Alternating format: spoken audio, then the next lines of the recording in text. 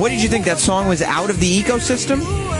Welcome to Sam Roberts Friday Show. We are live here on XM 103 Series 206. Call up now, 866-WOW1-WOW. That's 866-969-1969. Welcome to Sam Roberts Friday Show. You may not like it, but it is live. That's the slogan. Because every time we do this, I get, I guess, compliments from people on Twitter. So great to have live radio. It's never good radio. It's just live radio, which I guess that's where we'll start. But call up now, 866-WOW1-WOW, and get in while you can. I want to know if anybody has any guesses. You know, over the last couple of days, I was in Orlando yesterday. I'll talk about that in a second. But over the last couple of days, I've been saying that we're going to have a big guest on this show today. I tried to call in to the after show yesterday from Orlando, but I guess my phone was breaking up. I don't know. I'm on the other end of the phone. I can't control those things. But, and I'll get to, and speaking of phones, I'll get to why I'm feeling happy today, hence the song Happy. But call up now if you have any guesses as to who this mystery guest could be on today's Sam Roberts Friday Show. Nicole is on her way. DJ Who Kid claims that there's cops on every corner and he's trying to get through. I think that may be a racial thing. I don't know for sure. I had no problem getting in. But when I drive around, the cops just kind of part ways. As long as I'm wearing a hat, as long as they don't see my hair, the cops just kind of part ways to let me in. But there's been a lot of speculation. We talked about it on the after show yesterday. People have been talking about it on Twitter. Who is this mystery man? And I'll give you that hint. I said man. Who's coming in to do the show today. Here's what I said. I said he's a filmmaker. I said he's a creator. I said he's legendary. I said he's never been on this channel before. And if you remember, Eastside Dave and myself used to do a show on Saturday nights called Special Delivery. To me, the most epic guest that we ever had was Billy Mitchell from King of Kong, the Donkey Kong champion of the world. A lot of people said it couldn't be done. We got it done. This beats that. This guest beats Billy Mitchell. If you can tell me who it is, I'll start taking calls at 866-WOW1-WOW. We'll start with Baker in Baton Rouge. Baker, welcome to the show. Hey, Sam. How you doing? Hey, Sam. How you doing? Good.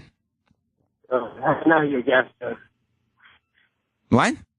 Yeah. I know you guessed it. Who's the guest? Anthony Cumia. Okay, well, Baker, look, I would love to have Anthony Cumia on the show, but I said he's never been on this channel before, and he's a filmmaker. I don't know why those hints would lead you to believe that that would be... Travis, did it sound to you like I was talking about Anthony Cumia? No, but, technically this is Sirius XM Talk. Oh. He's never been on this channel. Oh, that's the loophole. No, he's never been on... any show on this channel. I don't know that he's ever been on this platform before. Thank you, Baker. I don't think so. I don't think he's ever been in this building before. That's what a big deal this is. Let's go to Tyler in San Francisco. What's up, Tyler? Well, that one just shot me down that he's never been in the building, because I was going to guess the legendary director was E-Rock. E-Rock is a legendary director, and he came in today very upset because he told me that the internet said that he was fired. And apparently he called Opie because the internet said he was fired, and I don't know if he wanted to double check or what, but he's very gullible, but he won't be a guest on today's show, or at least he's not the guest that I'm referring to. Let's go to Ty. Ty, you're on Sam Roberts Friday Show. Hey, Sam. What's up, buddy? Kevin Smith.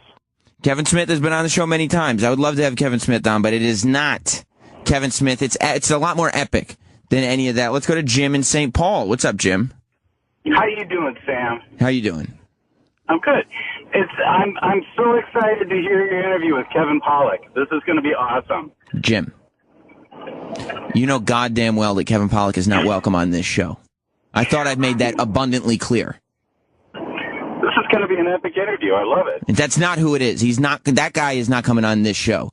Let's go to... I'm waiting. I just was about to go to somebody and hung up on him. The phones are ablaze. Let's go to Tom in Chicago. Tom. Oh, hi, Sam. I didn't know it was you. Next caller, Larry in Tennessee. What's up, Larry? Well, I don't know what's up, but the self-deprecation to start the show, Sam Roberts, the great prime-time Hollywood semi-sweetheart, the Eppin Roberts, professional broadcaster, world-renowned professional wrestling expert, and originator of the blatantly stolen Lonely Virtual concept on Tumblr. The self-deprecation is always cute. But I've got to guess that it's M. Night Shyamalan. It's a great guess. I don't think M. Night Shyamalan has been up here before. He is epic, but not to the extent that I'm talking. I mean, this one is going to shake the very foundations of all that is holy. Let's go to JP in Jersey. What's up, JP? Yo, what's going on, Sammy? How are you doing? No, I'm good, man. Hey, I'd say it's going to be QT, Quentin Tarantino. Quentin Tarantino is a guest I would love to have on. I could talk to that guy for hours and hours. It is not. It is not. I repeat, is not. Fuck. Quentin Tarantino. Let's go to Grizz in Boston. What's up, Grizz? Sam, I just want to be the first to congratulate you on getting such a big guest today. Thank you. Stanley Kubrick coming in today. You know, I did try to pull that off. I went to some voodoo specialists in New Orleans. They could not. That's a booking I'm still working on. Oh, damn. All right, well, maybe next time. Grizz, I'm going to get him for you, though. I promise you that. And All right, you know, I'm going to hold you to that. You hold me, because here on Sam Roberts Friday Show, we do not break promises above all else. Let's go to Mike in Vermont. Welcome to Sam Roberts Friday Show. Hey, Sam, love the show. You said filmmaker, which, you know, is there's not many filmmakers left out there. And I don't just mean, by the way, I don't just mean a director. I mean a true filmmaker, an artistic the only visionary. filmmaker I can think of is Marty Scorsese, who's a true filmmaker. Oof, he is a true filmmaker. I mean, all of my favorite movies, I would say. I'd go so far as to say probably my top 5 favorite movies are all Martin Scorsese movies. I mean, he just does it every time. But the one thing he is not doing is coming on this show today. It's not. Maybe next time. Yeah, maybe next time. Let's go to Kevin. And by the way, after we get this filmmaker in here, I think this may be Sam Roberts Friday Show may become a one-stop shop for filmmakers. Let's go to Kevin in Arizona. What's up, Kevin? Hey, so yeah, I was going to guess Roman Polanski, but I figured he'd have a hard time getting there, so I'm going to go David Lynch. Well, I'll tell you this. I did have something very tempting to offer Roman Polanski, but he turned me down. So, no, it's not Roman Polanski or David Lynch. It's not David Lynch. Let's go to Thad in Utah. What's up, Thad? Nada, what's going on? How you doing? Good, buddy. I know who you got. Who is it?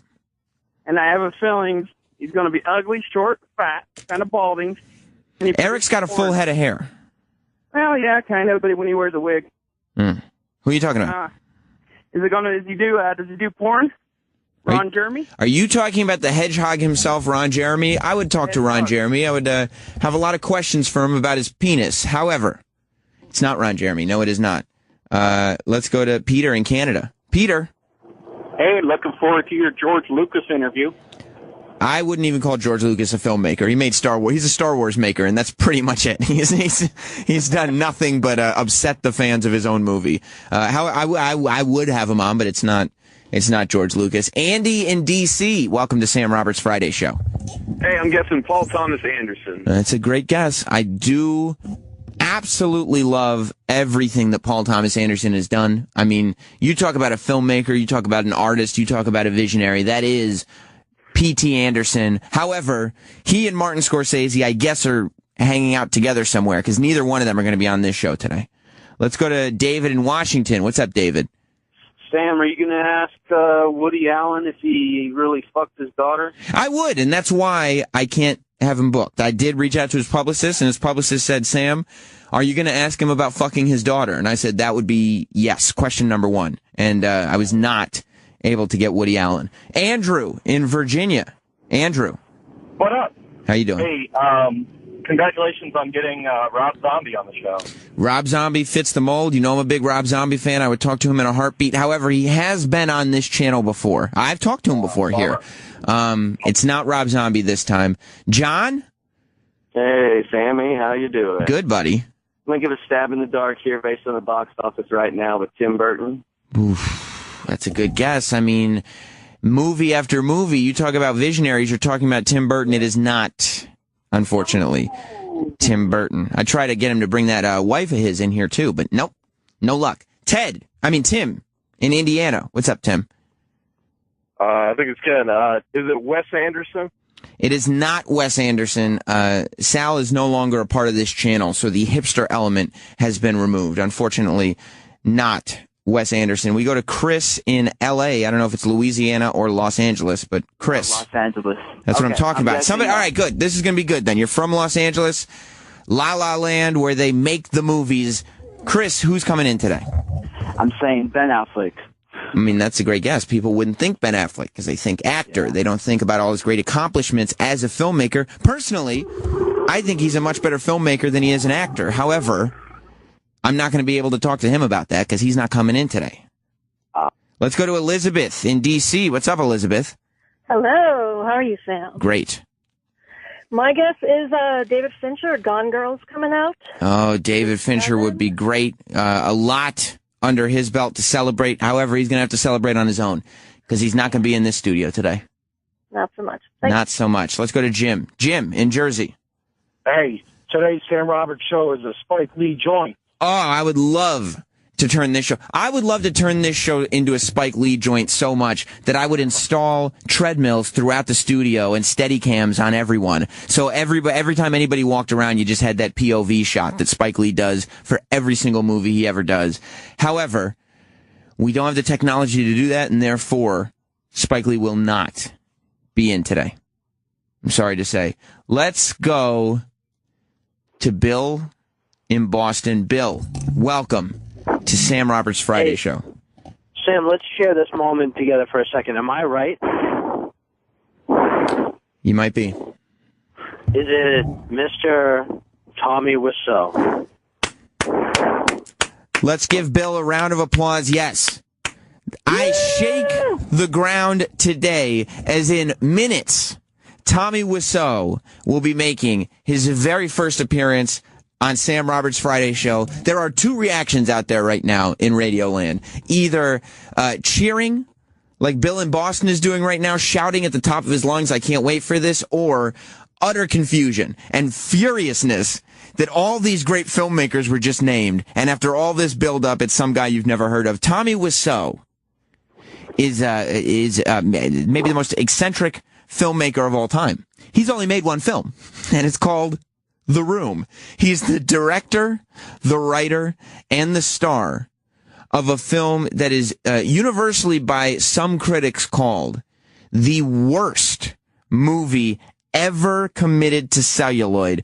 I'm going to be talking to him about this and a whole lot more. He's got a new sitcom coming out. Yes, Tommy Wiseau. I mean, if you haven't seen The Room, if you remember, we had Greg Sestero, who was one of the stars, the co-star of The Room. He did Opie's show. He was on my podcast a few months back. But Tommy Wiseau is the brains behind The Room. The Room, known as the worst movie of all time. This has become Rocky Horror Picture Show level legendary. People go to this movie. They know all the lines. It's a movie that either you can't understand how it was ever produced, or it completely encompasses your life. And I know for me and a lot of the guys who work around here, it has completely encompassed our lives. Anytime any of us utter even sort of a line from that movie, big laughs all around, big laughs from everybody. It's guaranteed. And Tommy Wiseau steps foot into this studio later on this afternoon. Minutes within this hour, Tommy Wiseau will be here. Nicole and Who Kid are also going to be joining me. I don't know. I gave Nicole a copy of The Room on Blu-ray. I don't know if she watched it. I kind of think she didn't, because I didn't get an outraged text from her saying, why would you make me watch this? I don't know if she did or not. I know Who Kid hasn't seen it, but I'm anxious to interact with Tommy myself. I'm anxious to have Who Kid and Nicole interacting with him, and I'm anxious to have all of you at home getting to call in and talk to Mr. Tommy Wiseau, as he will be in live in a little while. Let's go to Zach in New York. Zach, welcome to Sam Roberts Friday Show. Oh, hi, Sam. Oh, hi, Zach. Yeah, I was going to guess Wiseau. I'm going to the screening of The Room tomorrow, along with the world premiere of his new series, Neighbors. And am I right when I say that this is one of those movies that just encompasses your life? It's not just a movie. It's an experience.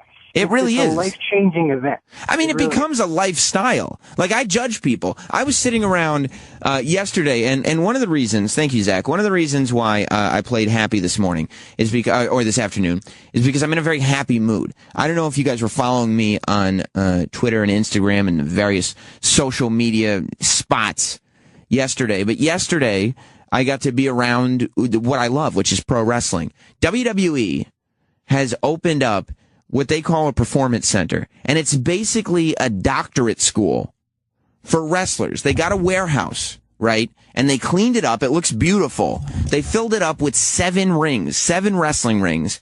They got a gym. They have a doctor's office. They have a rehab facility. They have doctors on staff. They have trainers every day. They have a commentary room. They have a green screen room so people can cut their ridiculous interviews. It's every element. Everything you need to know. Like, when you watch pro wrestling and you go, this is the most ridiculous thing I've ever seen. Where does a person even learn to do that? Every element is done in this performance center that WWE has. And it's an amazing thing to see, because you also don't realize that, like, when a wrestler gets signed to a contract with WWE, he's in this performance center for months, if not years, going every day as if it was his job. Like, as if it was an NFL combine or whatever. Like, it's the practice facility for pro wrestlers, and they actually learn. You can take somebody that's never watched a day of wrestling, or you can take somebody that's been wrestling for 10 years, put them through this thing, and watch as they blossom into pro wrestlers. But 2K Games sent me out there, because 2K Games is putting out this WWE video game at the end of the month, where this performance center is going to be a part of it. But the reason why I get into that, and that made me happy. I was hanging out with a bunch of the guys after we went to the performance center. We went to a wrestling show, and then a couple of us hung out with a bunch of the guys. We got some food afterwards, and I'm talking to these wrestlers, and I love wrestling. But, you know, we're talking about what we have going on. And I was talking about what I have going on today, why I had to get on a 6 a.m. flight this morning out of Orlando to make sure I was back in New York in time for this show. And the reason was because Tommy Wiseau from The Room is coming in here. And why I say it's a whole lifestyle, this movie, is because there were people who I admire everything else they do, that were looking at me. I go, have you ever seen this movie, The Room? And they go, oh, I guess I've kind of heard of it. Is that the one where they throw spoons at the screen? And I go, yeah, that would be the one. But the people who looked at me, that I could take, because it's like, okay, at least you're kind of aware of the culture that this movie has spawned. But the people who work in the wrestling business, that were sitting there going, no, I've never heard of this Room movie, I was looking at them like, you uncultured swine.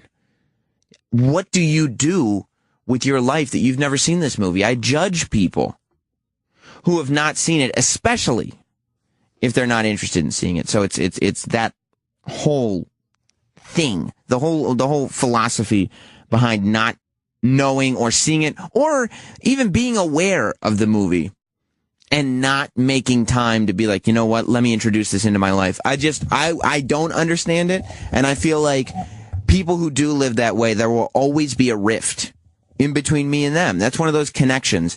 When I saw this movie, I had to show it to my wife, because I said, we can't go on. If I can't come in, if Jess, my wife, can't pick me up from somewhere, and I can't say, oh, hi, Jess, and she can't look back at me and go, oh, hi, doggy, then I don't want to be married to this woman anymore. You know, I don't want any part of that.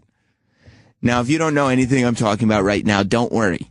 Don't feel like it's too inside for you. I'm going to bring Tommy Wiseau in here, and we're going to make a fan out of you regardless. Let's go to Rocco. Rocco in Jersey. What's up, buddy? What's up, dude? Have you ever heard of the guy called the Nostalgia Critic? I have not. He reviews all old shitty movies, and he basically reviewed The Room, and he ripped it apart.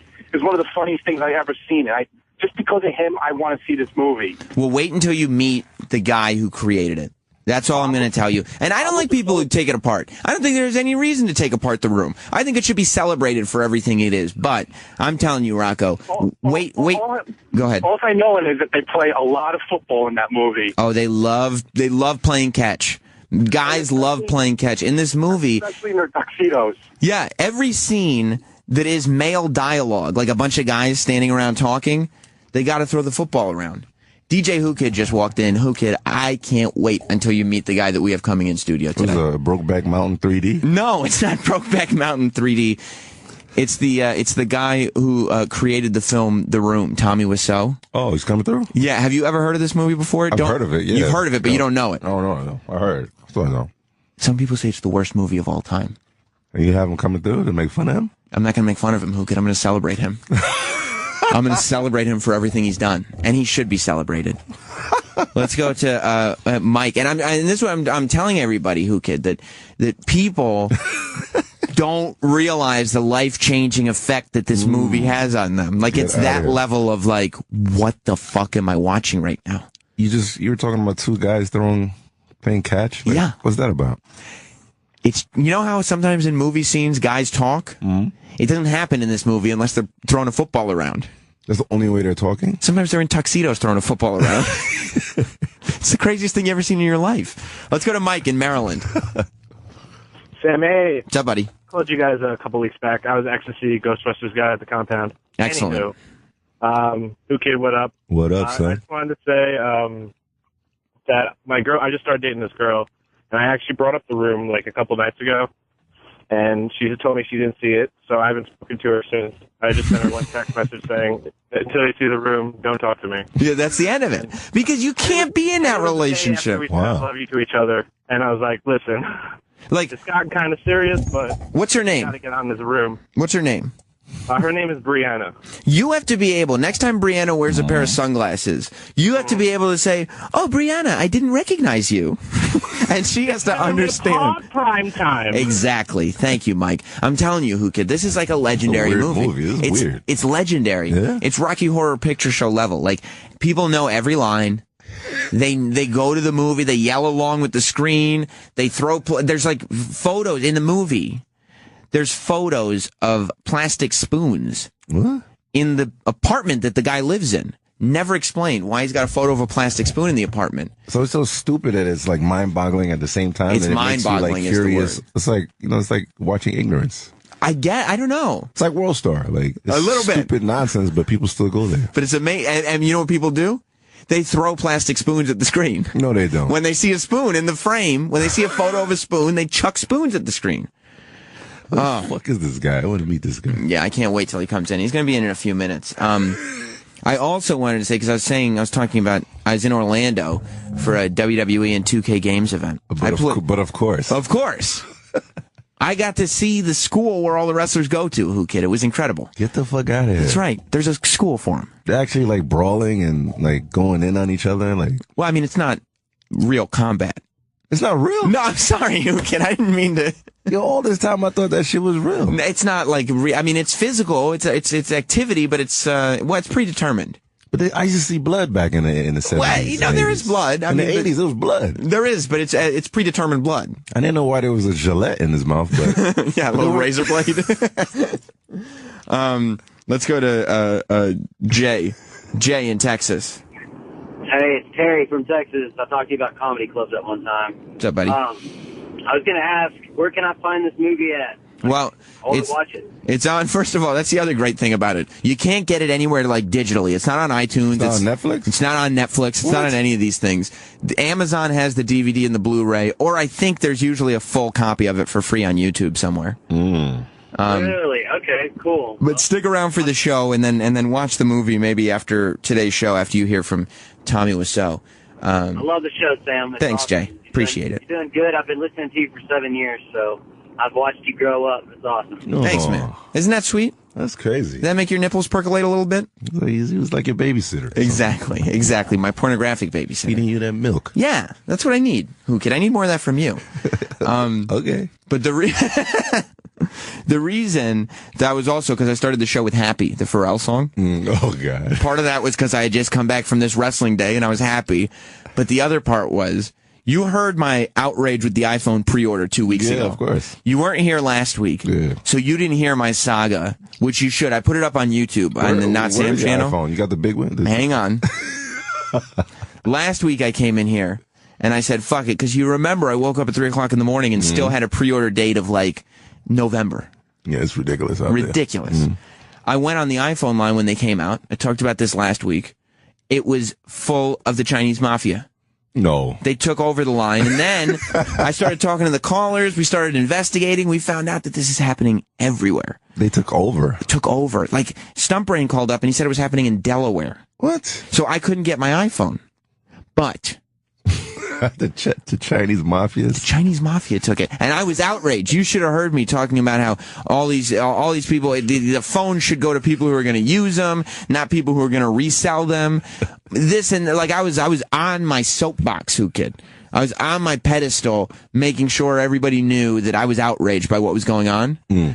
However, as far as I'm concerned, Chinese mafia can have every iPhone they want now because what happened?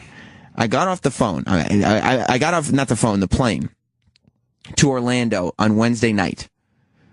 I'm already excited because there's wrestling tomorrow. And I get a text while I was in the air. You know, it updates the texts. And it says, AT&T, your order has shipped. Oh. And I said, yes! Look at this, kid. This is not a television set. This is the big iPhone. It looks like a VCR. Yeah, it's giant. It's way too big. Let me see it. It's way too big. But I have it now. I can't put it in my pocket. Oh my God, it's fucking huge. It fits in your pocket, kid. That's not the worry. It's like my cock. The problem is that your cock that big? Hell yeah. I actually bought the phone. People were like, why are you getting the big one? It's way too big. It is huge. Well, you know what the thing? I figured that if I got the big one, women would think I had a big penis. I know. And so that way, you know, and I think so far it's going pretty well. I think the girls around here have been like, oh, Sam must have Sam got a big dick. A big dick. Look how big his phone is. That's how it works generally, right? It looks crazy, though. Yeah. I don't know how porn looks like on this. Well, I don't, I mean, I haven't gotten the opportunity to use it for You didn't go online and check out the porn sites on it? No, I mean, I just got it this morning when I got back from Orlando. Could we go on the porn sites? No, I'm not. Can I be historically the first one to look at porn? Do you think it hasn't been done yet on the iPhone 6 Plus? Like, this is a technological phone, breakthrough. Yeah, my phone. The first porn video. I like the gay blue cover, though. Well, I got the blue. I mean, what was it going to get? Lime green? It's even more gay. Exactly. But this is less gay. But I figured, there it is. Mm-hmm. I have it. I'm happy. It's hot, though. I like it. Nicole is here. You look like you're disheveled. This baby shit is for the birds. Yeah? Yeah. You see my new phone? Ah, it's here! See? I was just saying. OMG. Right. It's big. And did you see what Nicole's face looked like when she walked in? I said, did you see my new phone? And it lit up. It works. She looked at that phone, and what did she think, kid? Sam must have a big dick. Exactly. I mean, it's got to be massive. Because how big the phone is. It's almost too big. The dick or the phone? I mean, who knows? Who knows, right? I mean, even 10% of that big is big. Right. Look how much bigger it is than my Samsung. Right. You're talking about... Yeah, the phone. The phone. No, not your deck. Not your deck. It's gargantuan. That shit's amazing. Yeah. It's huge. Wow, when did it come? Well, it came... Literally. Well, are you talking about the phone? Or the phone. I just was able to get... I was back from Orlando this morning, so I was able to get it. You know what the weird thing about Orlando was? You know how, like, in New York and Chicago, every building has, like, Trump in big letters on it? Travis, I don't know if you know this, but when you go to Orlando, it's like that, but every building has Nagel in big letters on it, like big gold. It says Nagel. I know why that is. Why is that? That's because that's where Eric Nagel's from. That's right. Oh, it's his family. Super popular in Florida, It's his apparently. family. Well, listen, Nicole. Yeah. Did you get a chance to watch that movie I gave you? I have to tell you something. No, I watched a little bit of it, and then Matt said, if you don't get this off my fucking TV screen, I'm going to stick a fork in your eyeball. Why would you say that? Because I've never in my life, and I have no words, to be completely honest. I can't even tell You're you. speechless. I'm speechless. Well, we have... I'm so afraid to talk to this guy. Are we really going to talk to him? The star, the director, the writer, the creator of The Room, Mr. Tommy Wiseau. Is he going to be offended that I just said that? I think he doesn't. I don't think. Honestly, he should be, because I don't think he's heard that before. Okay. I think he's only been met with with praise generally. Amazing reviews. Maybe it's just not on your level, Nicole. Oh, okay. You did tell me the last text I got from you was, can't wait for you to watch it. It's going to change your life. Yeah, it's a life changer. That's what I was telling Who Kid. I'm so mad I didn't see it. You didn't see it? Did you see the plastic fork scene? Spoon. No, I saw a plastic spoon. Yeah. was unable to get through the whole thing. Did you watch the sex scene? Did you watch? Yeah, I mean, what's with the roses? Who? Did you notice that? Did you watch the second sex scene? Yes. Did you with notice the other guy? But no. Did you notice that the second sex scene was also the first sex scene? Yes. It was the same scene twice. First of all, who has sex like that? Who makes, except for on Skinamax?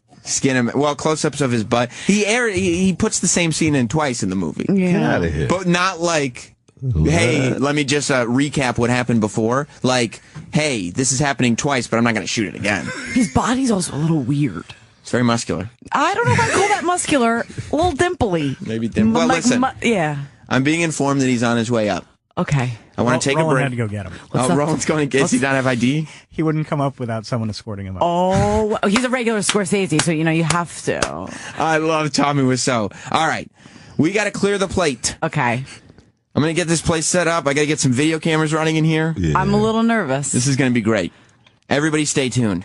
When Sam Roberts Show continues, Nicole's here, Who Kid's here. I'm scared today. I don't know why. Me too, dude. And Tommy Wiseau will be in studio. Oh no! After this. Welcome back to Sam Roberts Friday Show, an epic Friday show. I mean, there's never been anything like this. And I could have played Tommy, but no, I played Pinball Wizard because that's my favorite song off Tommy. Okay.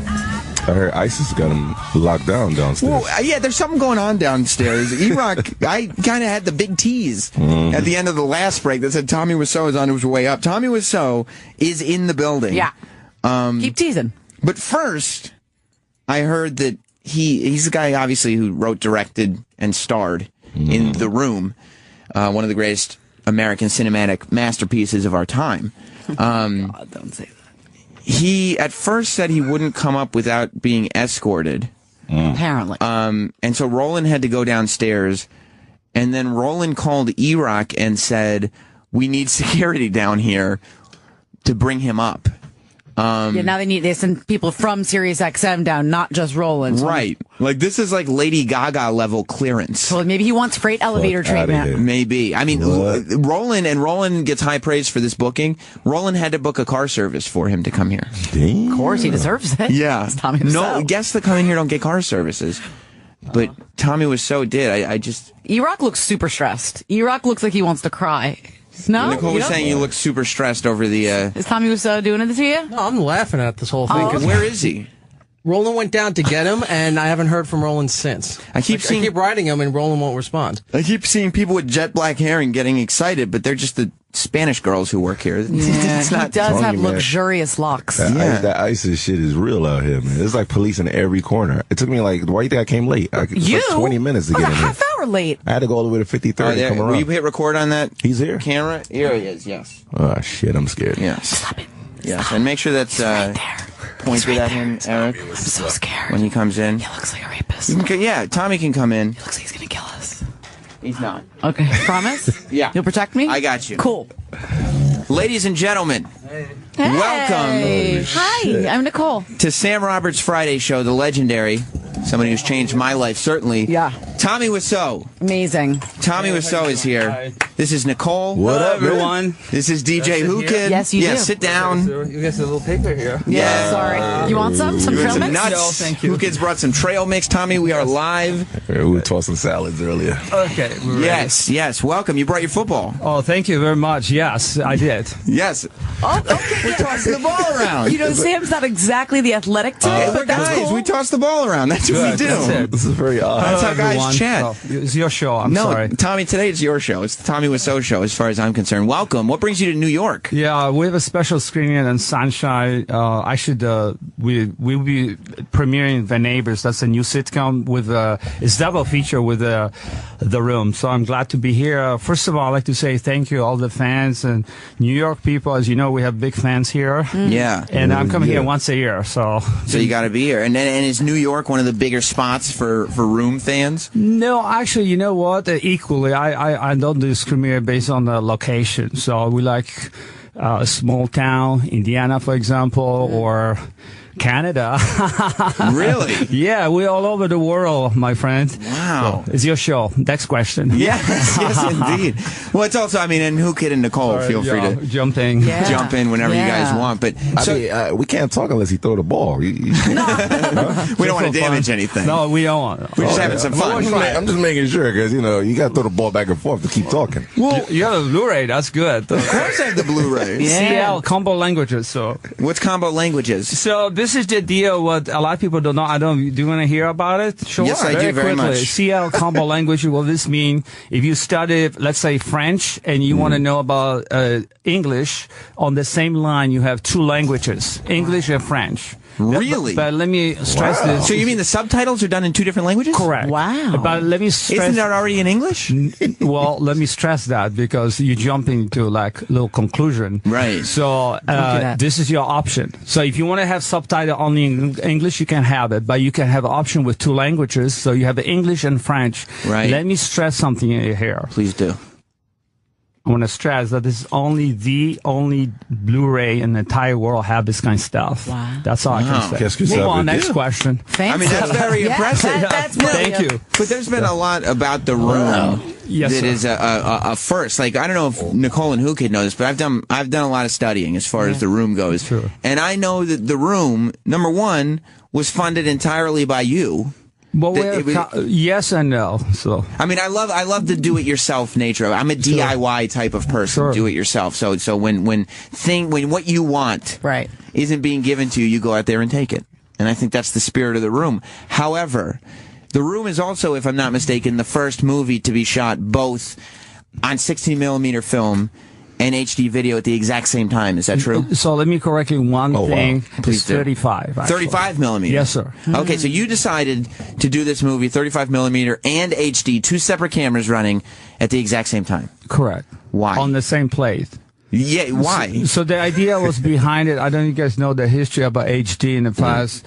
I would say actually 11 years, 12 years. Yeah. The Hollywood was not keen to actually embrace the HD format. Everything was 35. As you know, today is opposite.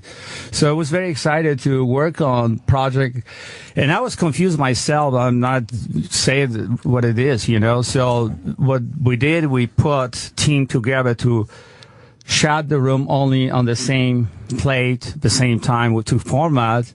Was it a just in case type of thing? No. That's weird. Because I want to write a book about it and then show the people. Even today, if you go to Amazon.com, whatever, you try to find it. What is the difference between 35? You will know about what's the difference, right? It was a film, HD, but you will not have specific things. Right. So this was very excited to do that. I have a lot of questions, like people ask me like Q&A, etc. So move on, next question. What did you? Yes, sir. You heard the man. Yeah. Move on. So what's the version of the film that we have seen? 35. So what happened to the HD? Let me stress this again. Stress it. He's really into it. Yeah, he All right. is. Well, I'm excited, So Tommy. Blu-ray, Yes. it was done through 35. So we scan 35. What you see is better than DVD. So we always go from 35 because that's the best format. Right. You see? But I don't understand. If you shot it in HD, Yeah.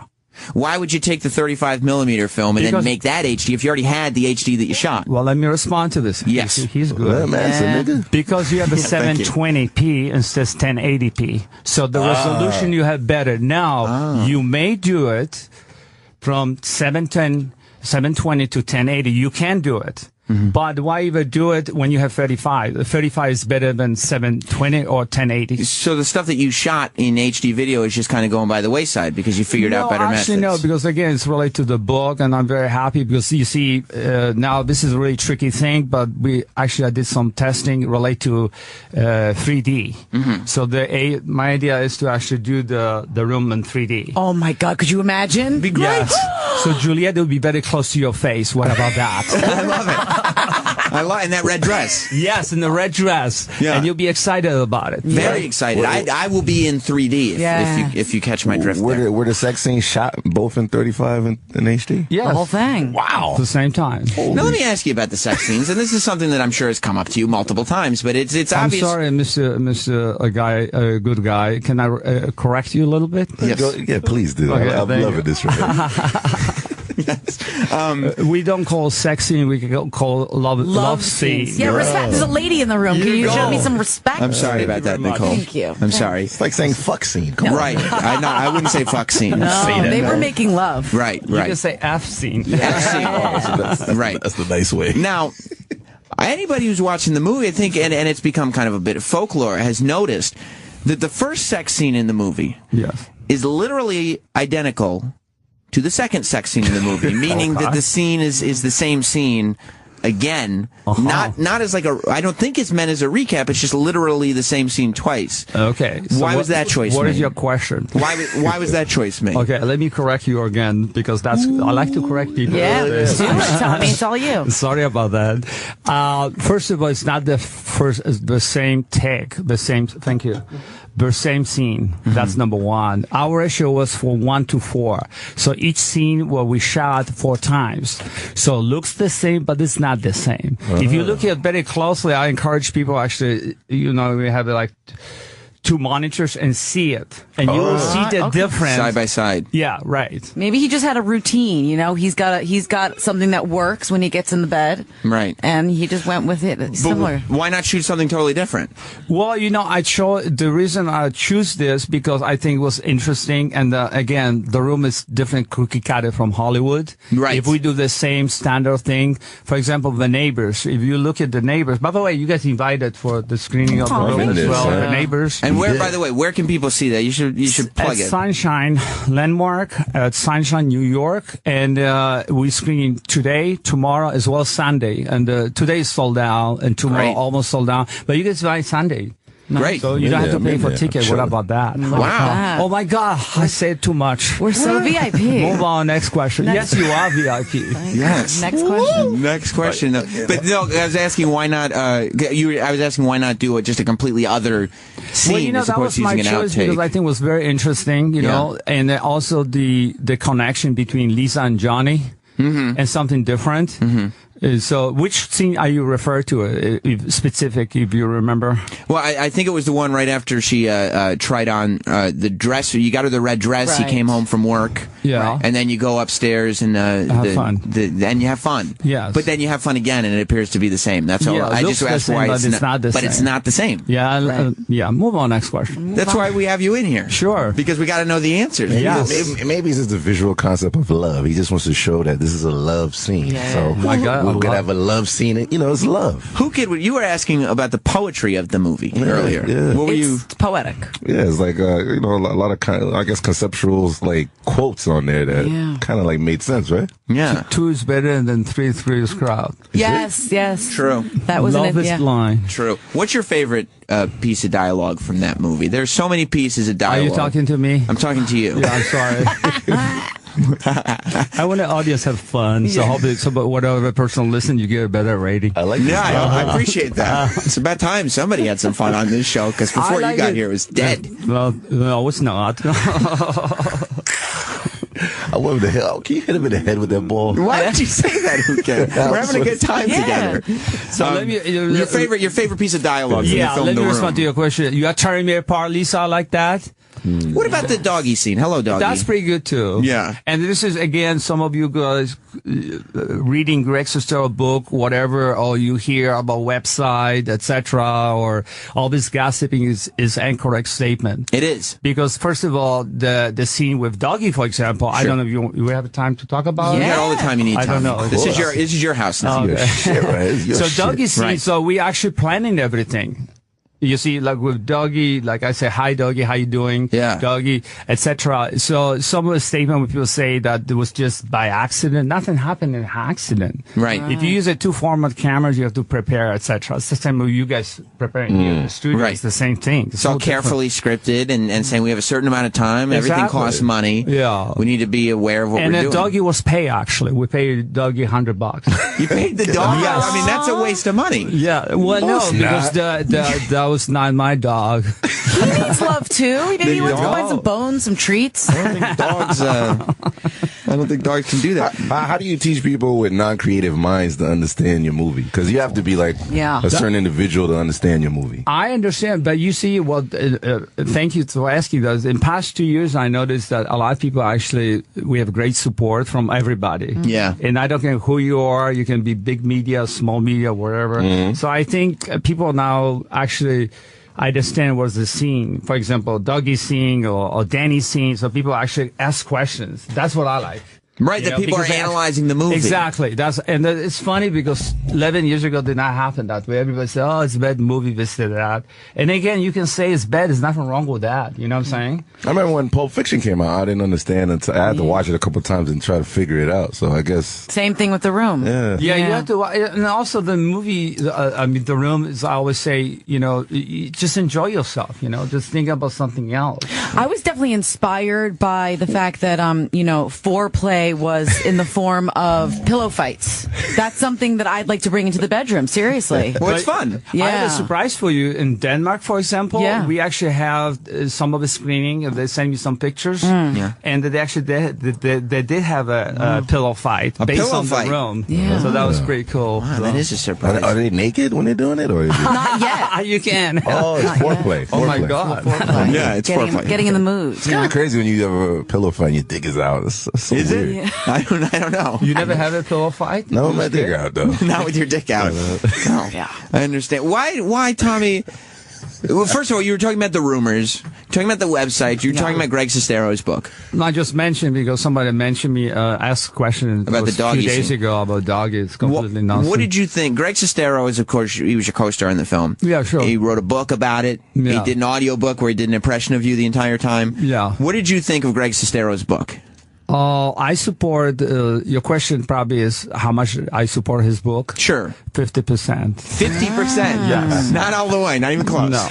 So you say it's about 50% true? Yes. What are some of the lies in that book? Well, I already give you an example. For example, production of doggy scene is completely nonsense. He made it up.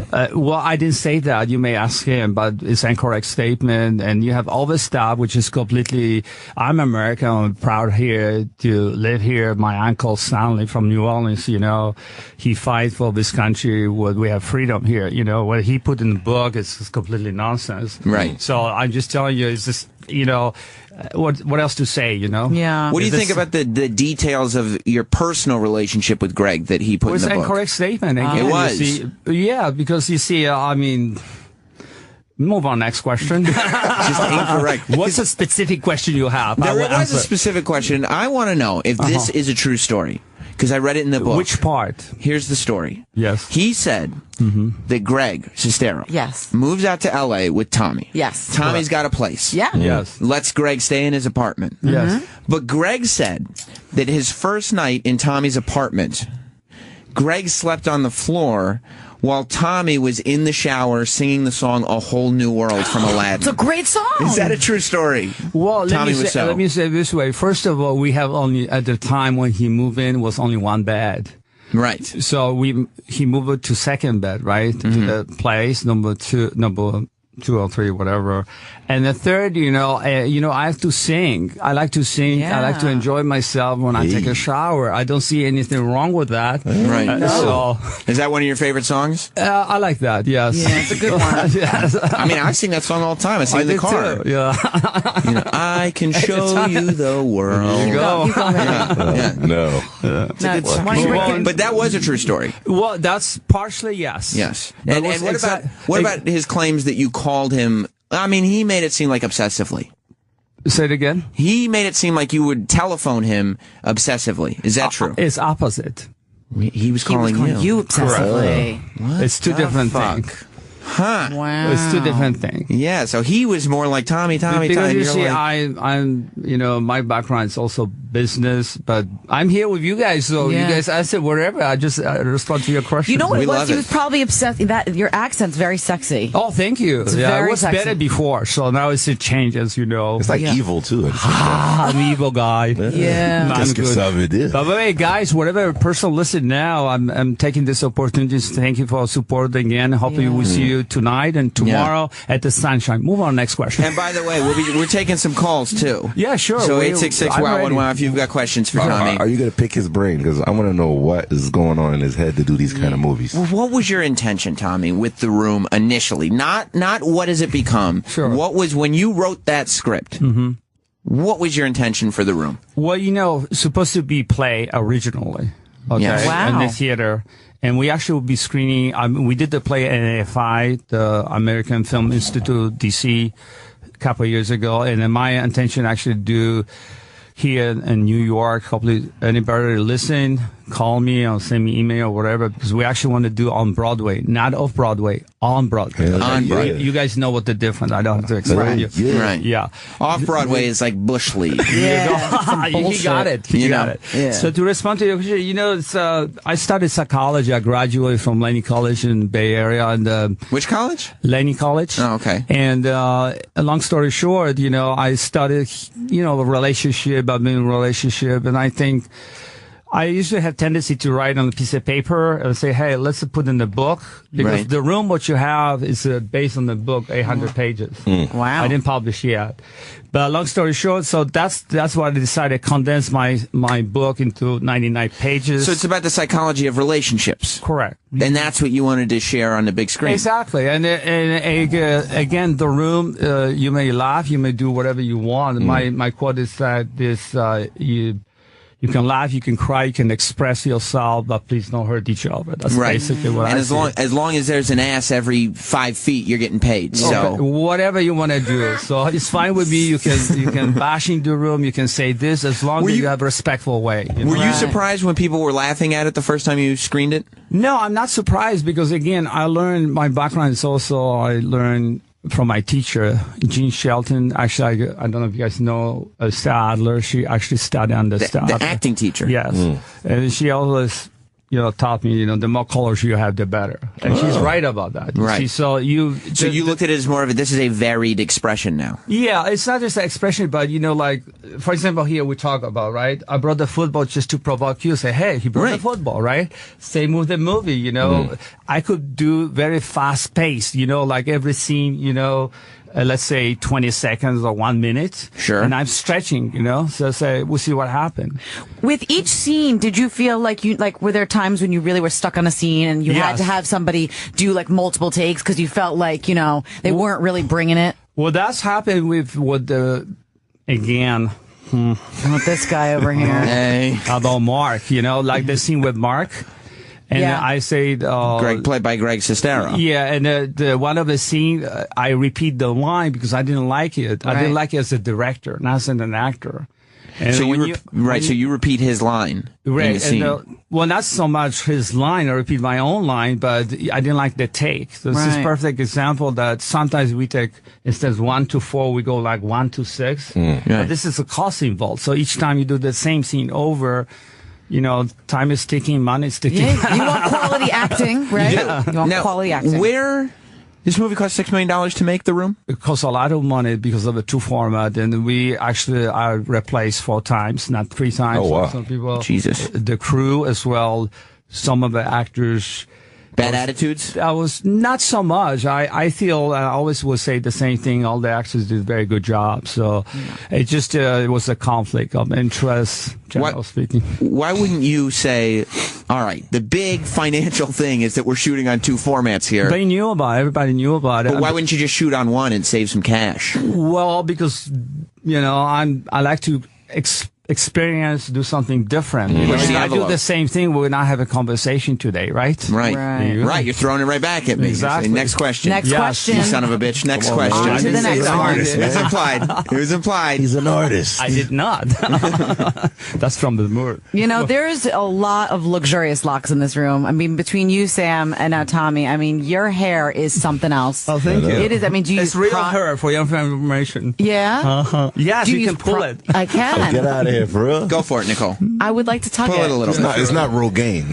Oh my gosh. There it is. Crazy. Oh my God, did you just I pulled. I gave a little tug. That's real. We heard the squeal. That shit is silky too, man. Yeah, it is. Like Pantene hair. It's fabulous. It's like an Indian bitch I had the other day. That's right. It's lovely. And tell me, where were you able to come up with $6 million for this movie? Well, as you know, I started my own business, basically. Street Fashions USA?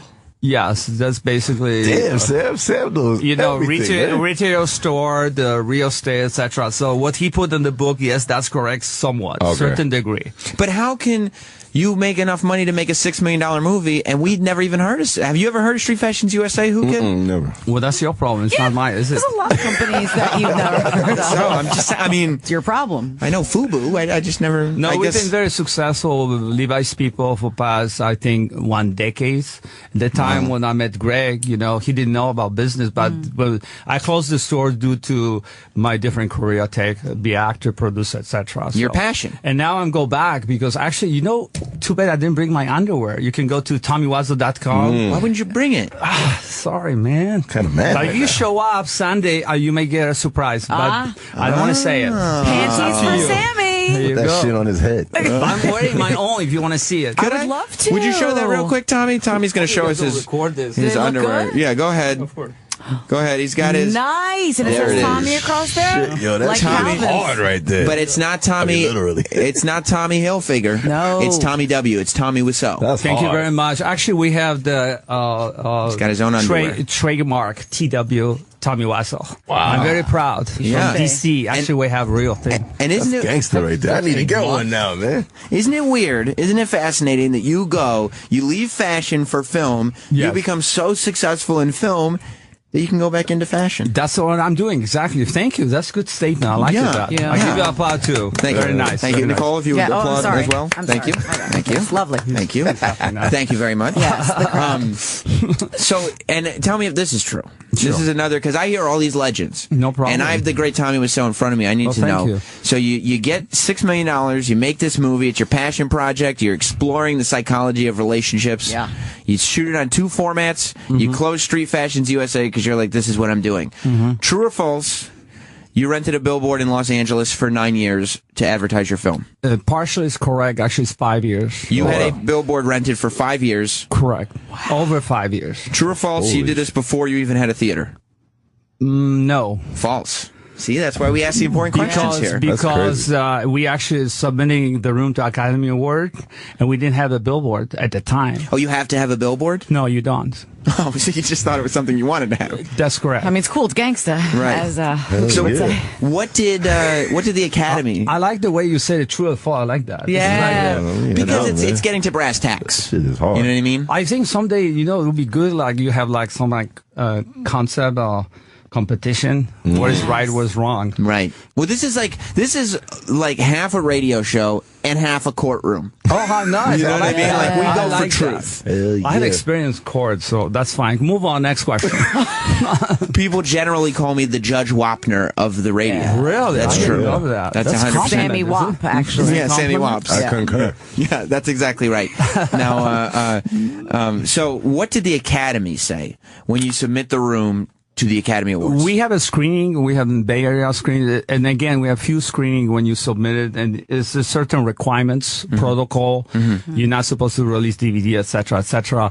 What they like it, but, we didn't get a nomination, but I'm proud to be on the database. We follow all the instruction and, maybe next time. So maybe. Yeah, sure. Maybe this new sitcom, The Neighbors, will get an Emmy Award. Who knows? Who knows? Shit. Yeah. Well, stranger things have happened. You've been touring this Room movie around for almost 10 years now, still actually, making money. 11 years. Over 11. Because anniversary we have actually will be... That's right, who kid? January we start a new tour, 12 years. Wow. And I'm coming here to New York once a year. So. Good for you. You should come on this show once a year, then. Okay. Hang out, Sure, no Should we go to some calls? Should we talk to some of the fans? Tommy, I want you to be able to hear, so I don't want to mess up your hair, but will you put on these headphones so you can hear the calls? Yeah, absolutely. Okay, fabulous. You asked that so gently, Nicole. Yeah, I just want to be, respectful, That was loving. good of you. Why are you putting the headphones on? Let me ask, because you brought the football in. It's for you, by the way. The football? Yes. Oh, my God. Throw it over. Just two dudes. This is the greatest thing that anybody's ever brought me. Tossing the pigskin I wish around. you would have hit your head with it. I'm telling you, Tommy. It's the room. It's the room football. It's original, by the way. And this is I love this precedent that's being set. Tommy Wiseau with a giant. By the way, this is what makes Tommy Wiseau so great. He throws me this football that says, "Let's play it," because that's the line from the movie. They throw the ball around and say, "Let's play it." That's correct. and it says theroommmovie.com. It's the official football. It says TW for Tommy Wiseau, and then there is an R with a circle around it. That stands for registered trademark. Most of the time, that's crazy. People make the R with the circle very, very small. Yes. This is literally the same size as the T and the W. There is no missing. That is a registered trademark. What's he doing, Who Kid? Letting these niggas know. That's exactly right. Hell yeah. That was Tommy Wiseau's intention. Why, Tommy, is it necessary for the men in your film The Room to be throwing the football around anytime they converse, whether they be in tuxedos or on the roof of a building? That's good because, again, you see, that's way back when I studied, kids in this, for example, in park. I know you guys know. I have a couple of nephews, so they like to actually throw a football 3 feet away. I say, what about tuxedo? Why not? We live in America, so again, this is the thing. What I knew that people. I say to myself, you know what? Maybe we don't make any money. That's fine, but they would think about tuxedo and football, and that'll be that. Exactly. And at least, you know what? We may not sell a movie ticket, but I'm going to be able to sell some sporting goods. There you go. Right, Tommy? Yeah. Did you? What about like a line like this? It says, "Let's play it." Yeah. Do you ever did you in hindsight be like, wow? Maybe I could have worded that differently. I don't know if anybody's ever said, let's play it. Actually, you're right, 100%. But you know what? I say I'm not changing. That's it. Good for you. Good for you. Yeah, that's good comment. He should hashtag that. Good for you. Hashtag let's play. I mean, look, the movie is one big hashtag. Every line in this movie has been quoted. And that's kind of an honor. Nicole, by the way. Yes. Nicole Ryan here. Yes. Tommy, Nicole. she just saw your movie, The Room, for the first time yesterday. Oh wow! What do you think? Did you like it? I made her see it. Oh my god! Because I said I'm not going to disrespect Tommy Wiseau by having him up here and having Nicole. And I mean, Who Kid is very ignorant, so he doesn't need to see it. I'm a dumb N-word, but I would have seen it if you told me. Right? I was in awe. I have to be honest. We were in awe watching together. My husband and I. We just were like eyes wide, mouth dropped. Audience, like, whoa! Yeah, I'm sorry to interrupt you, but with audience, it's a little different experience. Okay. So you invited with your husband if you want to show up. It's up to you. And the audience is a good thing, because I was telling Nicole and Who Kid some of the things that happen when people go see this Room movie with a live audience. They shout out the lines. Yeah. They throw plastic spoons at the movie screen because in many of the scenes in the apartment that you're in, there's a framed picture of a plastic spoon. Correct. Tell me, Tommy. Yes. Why does the apartment contain a plastic spoon picture that is framed? Because plastic is cheaper than wood. I get that. He's expressing himself. That makes sense. Next question. And all the money. Thank you, Nicole. See, I call you Nicole. It's okay. That's fine. Okay, thank you. Call whatever you want, Tommy. All the money had been spent on the double formatted cameras. So what are we gonna get? Wooden spoons? I don't think so. No, I don't think so. What were you bugging out off of, Nicole? Like the rose petals? What were you talking about? I was all about the roses in the bedroom. Did you like that? I like that. I strongly recommend. Oh, I'm going to. Also, I recommend the oranges. Oranges. Mm-hmm. Would you also recommend to Nicole that she have a partner, much like the man in that film? If you catch my drift, Tommy? Whatever she decides. Okay. Ladies, Hey, are you a single guy? You a bachelor? Actually, yes and no. 50% again. Good for you. Yes. Good for you. Depends who's asking, right? Yeah, sure. No problem. Right here. Is that right, Who Kid? See, maybe, Tommy, you're probably like Who Kid. Who Kid is a married man. Yeah. But what do you do with your free time? I fuck bitches at 50%. Many of them, right? At 50%. Keep it up. We got 50%. Let's hear from some of the fans in the room. Yeah, everybody wants to sure, no problem. Chime in. We'll just start from the top, and we'll go to Jessica in Chicago. Jessica, you're on the Sam Roberts Friday Show with Tommy Wiseau. Hey, guys. I'm wondering, is Tommy ever going to delve deeper into Denny's drug history? Because when they were on the roof and he got attacked, I had no idea he was even selling drugs. Well, let me give a little bit of background, because there is a scene. First of all, there's a character in the movie named Denny, and a lot of people don't know this, but there's somebody who works here. His name is Dennis Falcone, and we make fun of him a lot because he's a bit of a turd. Yeah. And we started calling him Denny from the room because we all like the room. I don't want to laugh. But yeah, there's a scene with this young kid Denny, and he's apparently been dealing drugs. It's never alluded to before that scene. It's never mentioned after the scene. The question is that storyline going to be... Well, let me say this way, that you can figure out very quickly what it's about, Danny. Do you remember the scene with Claudette is talking about drugs and everything, and Juliet and et cetera, et cetera? Sure. So Lisa, so you can figure out what, as you guys know, I mean, if somebody caught selling drug, for example, what happened to you? You go to jail. Yeah. Exactly. And they don't want him to go to jail. Move on. Next question. Next question. Okay. Next question. Bye, girl. Let's go to, thank you. Oh, Chris in Brooklyn hung up. Let's go to JR in Boston. Boston. Wow. Hey, how you doing? Oh, doing great, Tommy. It's truly an honor to talk to you. I was actually wondering, are you going to be planning on coming back to Brookline for any of the screenings that they do? Actually, we are doing the special events the same with the neighbors. So we actually plug in all over the world as well, all over the screen. They usually want to do double the room and the neighbors. Move on. What's your question? Oh, well, actually, I was wondering if you could tell me a little bit more about the character that's at the very end of the movie in the party scene, because it's like the one that I think it was confronting Lisa with her friend about, what she was up to with Mark. Okay. I feel like he kind of came out of nowhere. There is a character at the end of the film. His name is just a minute because his question is very tricky. You think I don't know my characters? Hey. No, I don't know the character. That's why I'm asking. Well, I think the audience didn't know the character because he came out of nowhere at the very end of the movie with no explanation or backstory. So what's your question, very quickly? No, just could you tell a little bit about that? Oh, okay. Who is that weird dude that comes in at the end of the movie? Okay, the Steve was replaced by, Peter was replaced by Steve. And you have a new character, but the same talk, and you can ask and say, who is this guy? That's the idea. So I think I'm happy the way it's come out. So thank you. Created some mystery and some. Here you go. Thank you. That was good. So you literally you wanted a character that was already established to do another scene. You didn't have that character anymore, so you just gave those lines to some other dude. Correct. Yeah. Understood. Yeah. It doesn't get any simpler than that. I mean, I get it. Stop questioning him, okay? You know what? What we'll do? We'll move on to the next question. Question. Thank you for asking. Anyway, we'll go to AJ in Texas. My God, people calling. A lot of people. It's a very popular show. Oh, thank you. Just talking about mine. AJ. AJ. Yeah, what's up, buddy? Hey, my question is, my favorite scene is probably the floral shop where he's buying the I guess roses, and it's the whole change where he gives a change. It's the odd exact amount, or it's something weird about it, and how he knows the lady, but she doesn't recognize him. Well, there is the way the scene works out is Tommy walks in with some sunglasses on. And like here, he's wearing them right now. Right, and it's very bright in here because there are sunglasses on.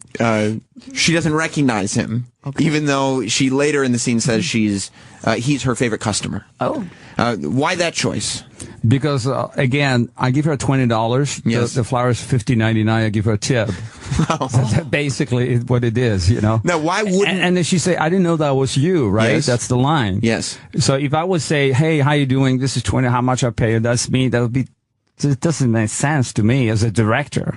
So this is my take how I want to present it. But why wouldn't she recognize you if you're her favorite customer? Well, maybe she was busy. Maybe she was somewhere else. Maybe she was under drugs. I don't know. Yeah. It's up to the viewer. Yeah. I talked to, David Chase. He's he created The Sopranos. Yes. I talked to him a while back, and he had all these backstories for his characters that were never featured in The Sopranos. He had all this stuff worked out in his head. Maybe you tackle things much like David Chase does. Well, you may compare those. It's, again, any character where you see... This is a good question, again. It's challenging. That's what I like. Thank you very much. And give me one character to say I don't make up story. Give me one other character. Which character are we talking about right now? Let's go to Juliet. Juliet, for example. What is behind her line? Like she said... Well, it's not a secret, whatever. She's betrayed Johnny, right? Yeah. It's also backstory. I compare Juliet, for example, Lisa to Cleopatra, Elizabeth Taylor. Why is that? Oh, wow. Because of the manipulation, you see? Right. So how girl can go forward, and you probably know better than anybody else from us, how far you can go. Yeah. Is it worth it or not? Is it, Nicole? I mean, the past, it was definitely worth it. Now that I'm married with a child, not so much. Right. Okay. Nicole used to take a lot of dick, Tommy. Yeah. Well, I don't know about that. Yeah. I don't know. I mean, Nicole, true or false? I mean, it's a true statement. It's true. It's a true statement. I mean, I heard it. You heard, right? Okay. Yeah. And how far I took it was pretty far. Okay. Yeah, it's pretty far. Good for you, Nicole. So you see, again, this is the mystery about the room. I want the audience to think about it. And I would say it's a red flag. You may not like it, what you're doing. Yeah. And it's your choice. So was it worth it or not? You know? So complex. Yeah. Oh. Why is the movie named The Room when it takes place in several different rooms? This is a good one. Thank you. This is very nice. Thank you. First of all, Nice. this is you make my day. Okay, the room, because it's a special place we all have. Yeah. It could be basement, could be forest, could be your studio, could be your cell, whatever you are. Right. You don't get a speed ticket. You can do whatever you want. You'll be naked like this guy here. No, I'm sorry.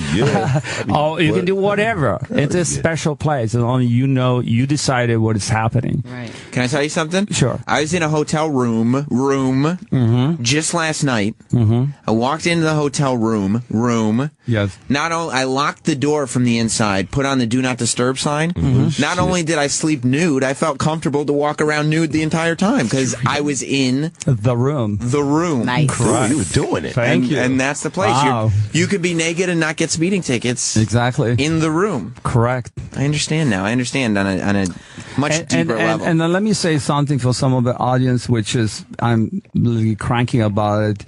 Especially in IMDb. I'm not here to bash anyone. I'm just responding to questions, but this is take my feelings here. Yes. Yeah. When I started 11 years ago, and this is for some of you people who try to copy The Room, whatever, I always say, because I sometimes when people invite me for a university, whatever. A lecture? Yeah, a lecture, something like that. I always give people advice, think about original thing. That's what I count. Not just to grab somebody material. And So you've seen Room copycats? Well, what I see is, for example, we started 11 years ago was only one title, The Room, by me, Tommy Wiseau. Now you have 30 titles, whatever. Yeah. But you see, again, it's nothing wrong with that. But the same talking, I always say, you know what I'm saying? If you want to be successful, think about original thing. Yeah. That's my point. So It is crazy to me that many people would look at The Room and be like, I got to copy this. This has got to be my project now. It's like, do your own thing, right? Yeah. I mean, did you think that you did this in 2003, that it would last this long? No. And then people are still trying to figure it out. Is it going to last another 10 years to get another that's different my conclusion? question. You're right. Thank you for asking this. No, absolutely not. I thought in the beginning, I'd say, okay, I do the feature movie. People will like it, make money, like everybody else, and move on to the next project. Have you made a profit yet? The answer is I'm very comfortable where I am. Move on, next question. Whoa. That's the answer. You heard the man. Not talking about on to the next. I'm just saying, $6 million is a lot of money. Yeah. I know. I mean, in 12 years is a long time. If you haven't made $6 million in 12 years, maybe you need to start visiting bigger theaters. We're happy where we are. Okay. Good. I mean, I know the Africans. I could hook them up. Yeah. Why is this movie so hard to get? It's not on iTunes. It's not on cable on Guys, demand. I borrow it from you. It's not on Netflix. Okay, well, one statement is incorrect. You can actually get a Netflix. Because The Room's on Netflix? Yes, but DVD. You cannot download, but you can rent the DVD. Oh, the DVD. Yeah. I'm talking about streaming, though. No, So- we are not doing this because Why? because we wanted people go to the theater and enjoy it themselves. For God's sake, It's an experience, Sam. But I don't understand, and you can clarify this for me, because if you'll be so forward thinking, yes, to double the expense of your film and shoot it in HD without even using the footage, why not realize that more and more people are watching streaming media? I should make my film available there. I personally think that the theater experience is much better. That's our choice at this time. I love it. But you can always buy a DVD or Blu-ray on Amazon.com. Yeah. So. Yeah. And it is very much available. Yeah. Let's go to Josh in North Carolina, who's got a question. And by the way, if you have a question for Tommy Wiseau here on Sam Roberts Friday Show, call up 866-WOW1WOW, 866-969-1969. Of course, Tommy is not only talking about his movie The Room, but his brand new sitcom, The Neighbors. Thank you. Let's talk to Josh. What's up, Josh? Sure. You there, Josh? All right, Josh gave up. Let's go to Matt on Rhode Island. What's up, Matt? Hey guys, how's it going? Good. Hey. Tommy, I'm a big fan of yours, and I'm also a big fan of Tim and Eric's. Sure. And actually, that's how I was first turned on to The Room, and I wanted to know what it was like working with Tim and Eric. I like it. They're very good people to work, and except I changed the script 5 times, but otherwise we have a groovy time, and they have different genre, but I like to work with them. So, do you not like the inconsistency though? Do you like once you put ink to page? Let's go with that. You know what? Before you put something on the page, you have to think twice. Yeah. So it's all depends how you compute in your head. I don't like to change too much. Right. Yeah. Did you give yourself extra sex scenes in the room to help, kind of, for you to get yours, so to speak? We did the love scene, not per se. Love scene. Yes. Don't mean to be disrespectful. Yeah. No, it's okay. But you see, Johnny character is just unique character, so people relate to it. You know, like. So it's not a bad thing for you as the performer to be like, let me cast this chick.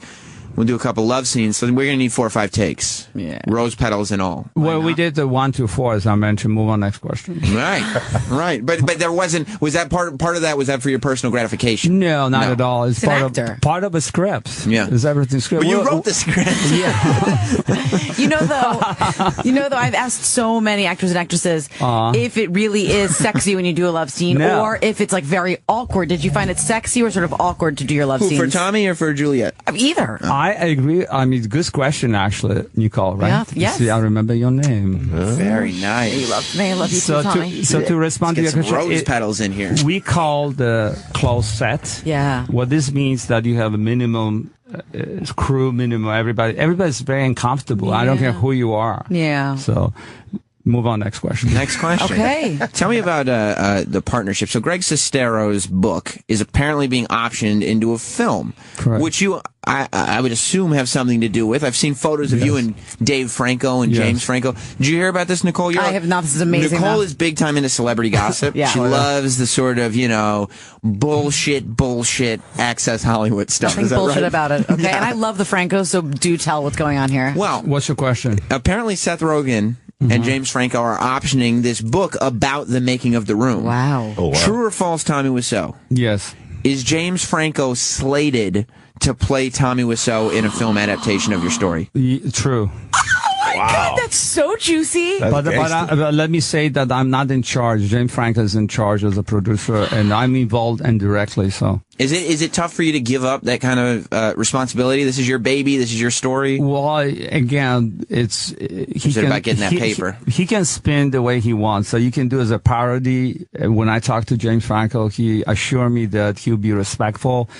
But it's up to him, so. Well, I mean, it's good, too. Wow. Seth Rogen and James Franco are fans of the film. Right. Yeah. Well, I met both of them. I mean, they are nice people. They know what they're doing. And when I talk to James Franco again, I think he's a very talented guy. And I think he can pull it, but it's up to him, Because again, you can spin the way you want it. Right. You know what I'm saying? Comedy you can put into drama into comedy. I think if they are serious about it, I personally think that they can submit it to Academy Awards, because it's a good story, Yeah. How are you helping out with it at all, or is it very indirect, your involvement? I'm indirect involved with it. They supposedly I may even be part of the entire thing, but I don't know yet. So it's up to you. Have to ask them. So it's exciting. I mean, he did answer earlier that he's very comfortable with his money. Yeah, they must have given you quite a bit of cash for that story. Those are your life rights, Tommy Wiseau. You can't give them away for cheap. We have the same agent actually. So yeah, it's correct. You're actually correct. You have the same agent as James Franco? No, the Greg Sestero. Wait a minute. You have for him to sell the story of his life or the making of this movie, he gets paid for that? Bro, it's life rights, right? Wow, I didn't know. That's correct. You learn something new every day. Look at that. I mean, if you see the Nicole Ryan movie come out,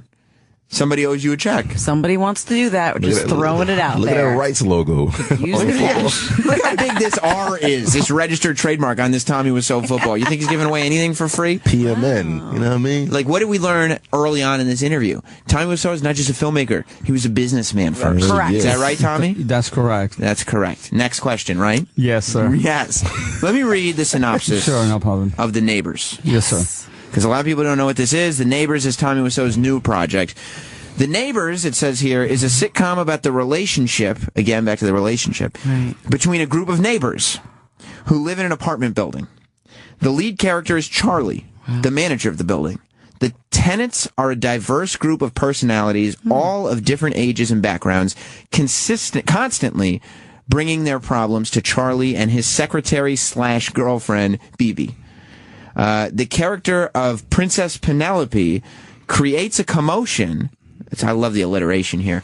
after she witnesses the ghost of her uncle Prince Charles. Wow. It is a fresh and humorous look at human behavior Look at it. through different points of view. This cocktail of characters always guarantee plenty of surprises. The demographic is all-inclusive. Yes. Most importantly, will there be a doggy character?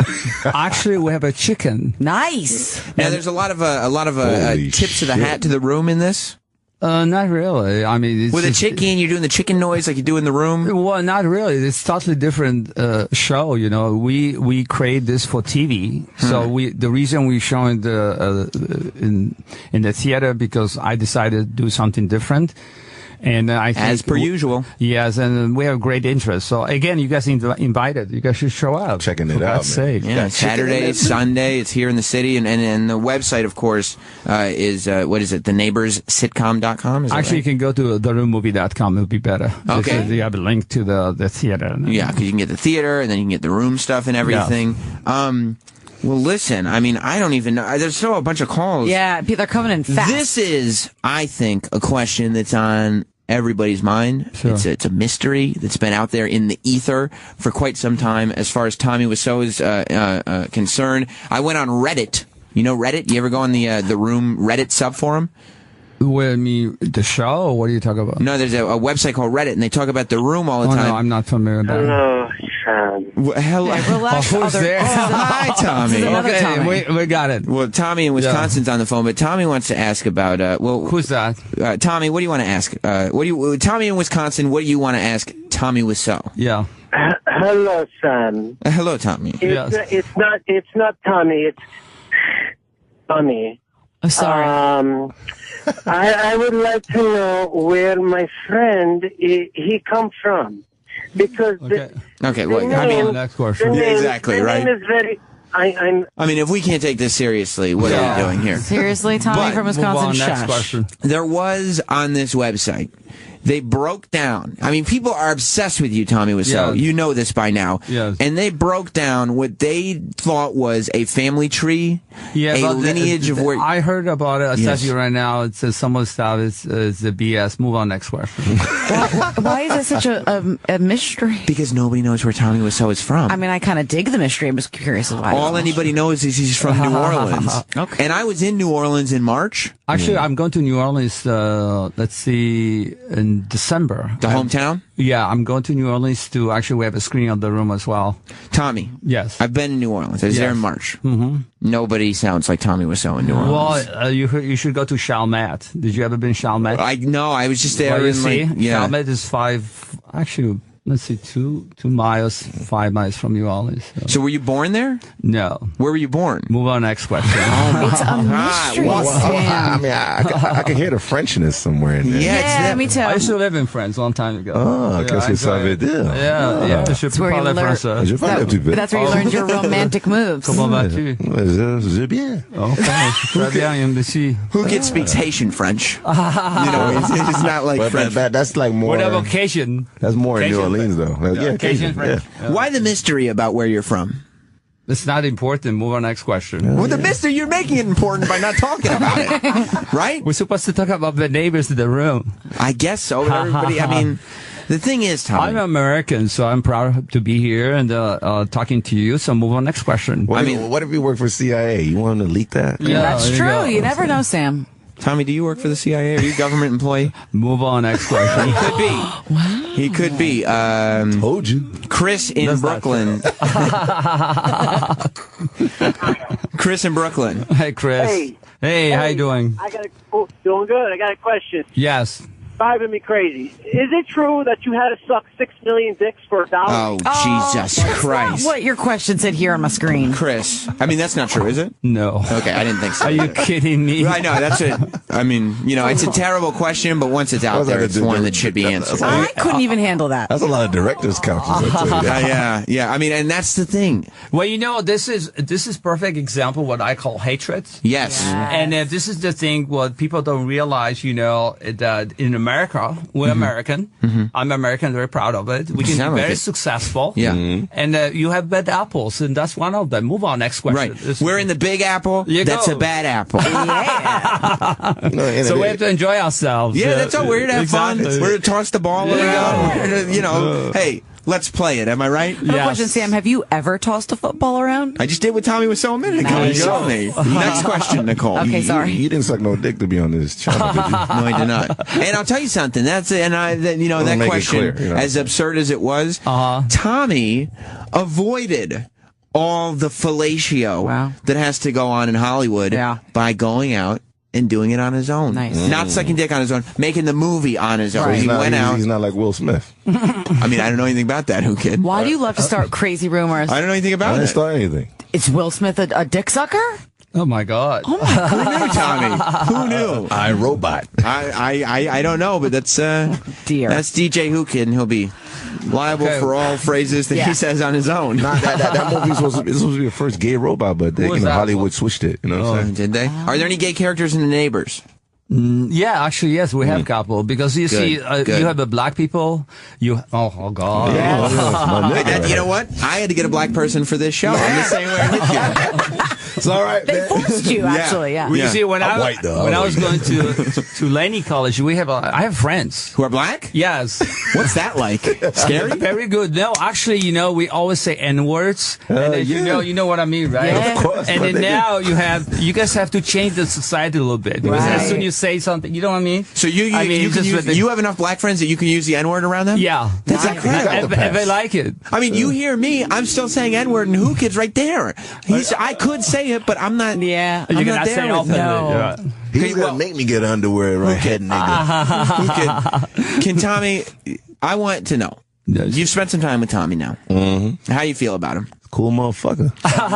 Would you give Tommy permission to?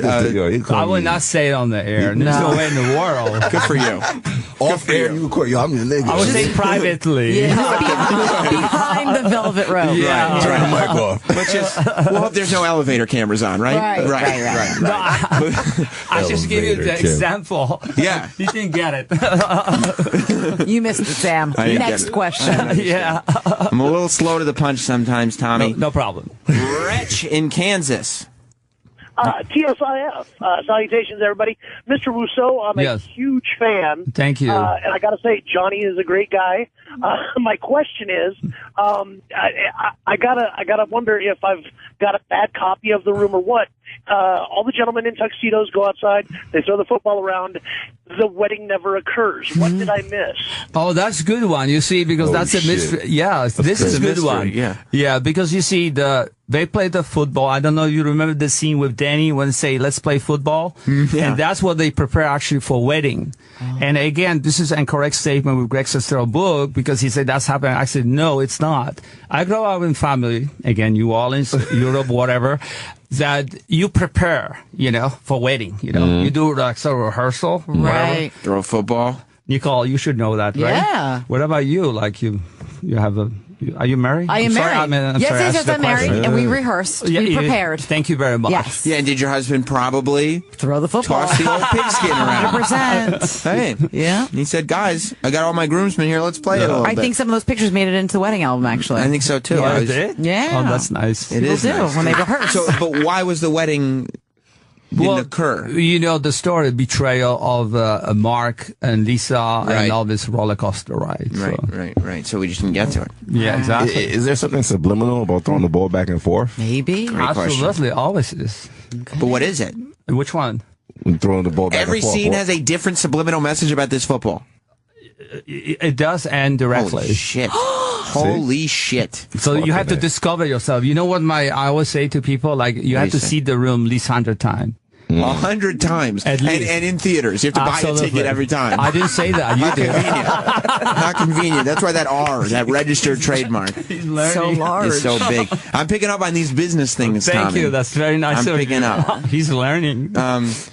This is a great call. Mark in New Jersey. Mark, welcome to Sam Roberts Friday Show with the enigmatic Tommy Wiseau. Thank you. Hey, Sam, thanks. Tommy, huge Hey, Mark. fan. Thank you. I would just like you to say hi to me, please. Hi, Mark. Made his day. That was great. You can use that as a ringtone, Mark. There you go. Do you get that a lot? You get people coming up to you in the street wanting ringtones, wanting Yeah, this and actually, that? the Q&A. So, you guess at the time, so, because we have a spectacular Q&A. Okay. So yeah. I think Tommy really wants us to come. Yeah. You want to go? I kind of do. We should go. I'm to in. you guys. What is it, Sunday? I'm Saturday. off. Yeah, I'm off. You want to go Sunday? Yeah, I do. Sure. Sundays will be less people. So We'll go to strip club after. You want to go to strip club, Tommy? I was thinking like brunch, but I mean, if you want to go to strip club. Yeah. Don't plan too much, you may not come out right. Tommy, tell me the truth. Yes, sir. Have you slept with any celebrities? Have you slept with any famous women? This movie has gotten so big. Yes, I did, but I take my sip. I cannot talk about it. Yeah, snitching on his dick, man. You shouldn't. But we would know them. Yes, you would, but I will not tell you about it. Can you tell me what they're actresses, singers? No, I cannot tell you. Trying to narrow it down. I would like to. Tell me this, Tom. Is it Queen Latifah? Was it Queen Latifah? Wow. It could have been next question. It could have been Queen. It could have been the Queen. She likes vagina. I know she likes the box, but My Tommy. God, I didn't know you guys are rated. R-rated. Yeah. You can say whatever you want, Tommy. Tommy, we're just here to have fun. Yeah. You know. Move on, next question. I'm enjoying myself here. You are enjoying yourself? Good. Absolutely. Great. Let's go to Brian in Cleveland. Cleveland. Hey, Brian. Hey, Tommy. Hey, how you doing? You big honor. Thank you. I have a question. Yes. Are you and Greg still on speaking terms? You guys still talk to each other? Are you guys friendly? What's the situation between you and Greg right now? Well, right now, we're not on the same page because eventually, actually fans of the room, I got a lot of emails that they actually suggest for me to write the book, actually Disaster Artist by Tommy Wiseau. So I don't know what will happen, but I think any actors from the room, they did a spectacular job, including Greg Sestero. So, but, it's... Greg Sestero made it seem in his book like a lot of the actors were very unhappy with you as a director. No, contrary. He made it seem like the cast and crew did not like your style of directing. Well, I have a style, I always involved... In this case, the room, I want actors be there, the experience. And all these people, relate to the room. They did not have experience the way I see it, So it was very helpful. They do rehearsal, et cetera, et cetera. Did you ever lose your temper when you were directing? All the directors lose their temper, and I did too. To be honest with you, because you have a lot. You see, you're directing, you do the casting. You wanted. You see, we changed the crew 4 times. It was reason for it. Right. People tried to temper my project. I say no, that's not what we want. See the door, go through the door, don't come back. You're such a kind man. I can't see you getting angry. Well, I mean. I'm trying my best. So. We're dealing with passions, Nicole. But let me give you an example actually of the neighbors right now. When we cast the neighbors, we have I believe 18 or 19 people, actors.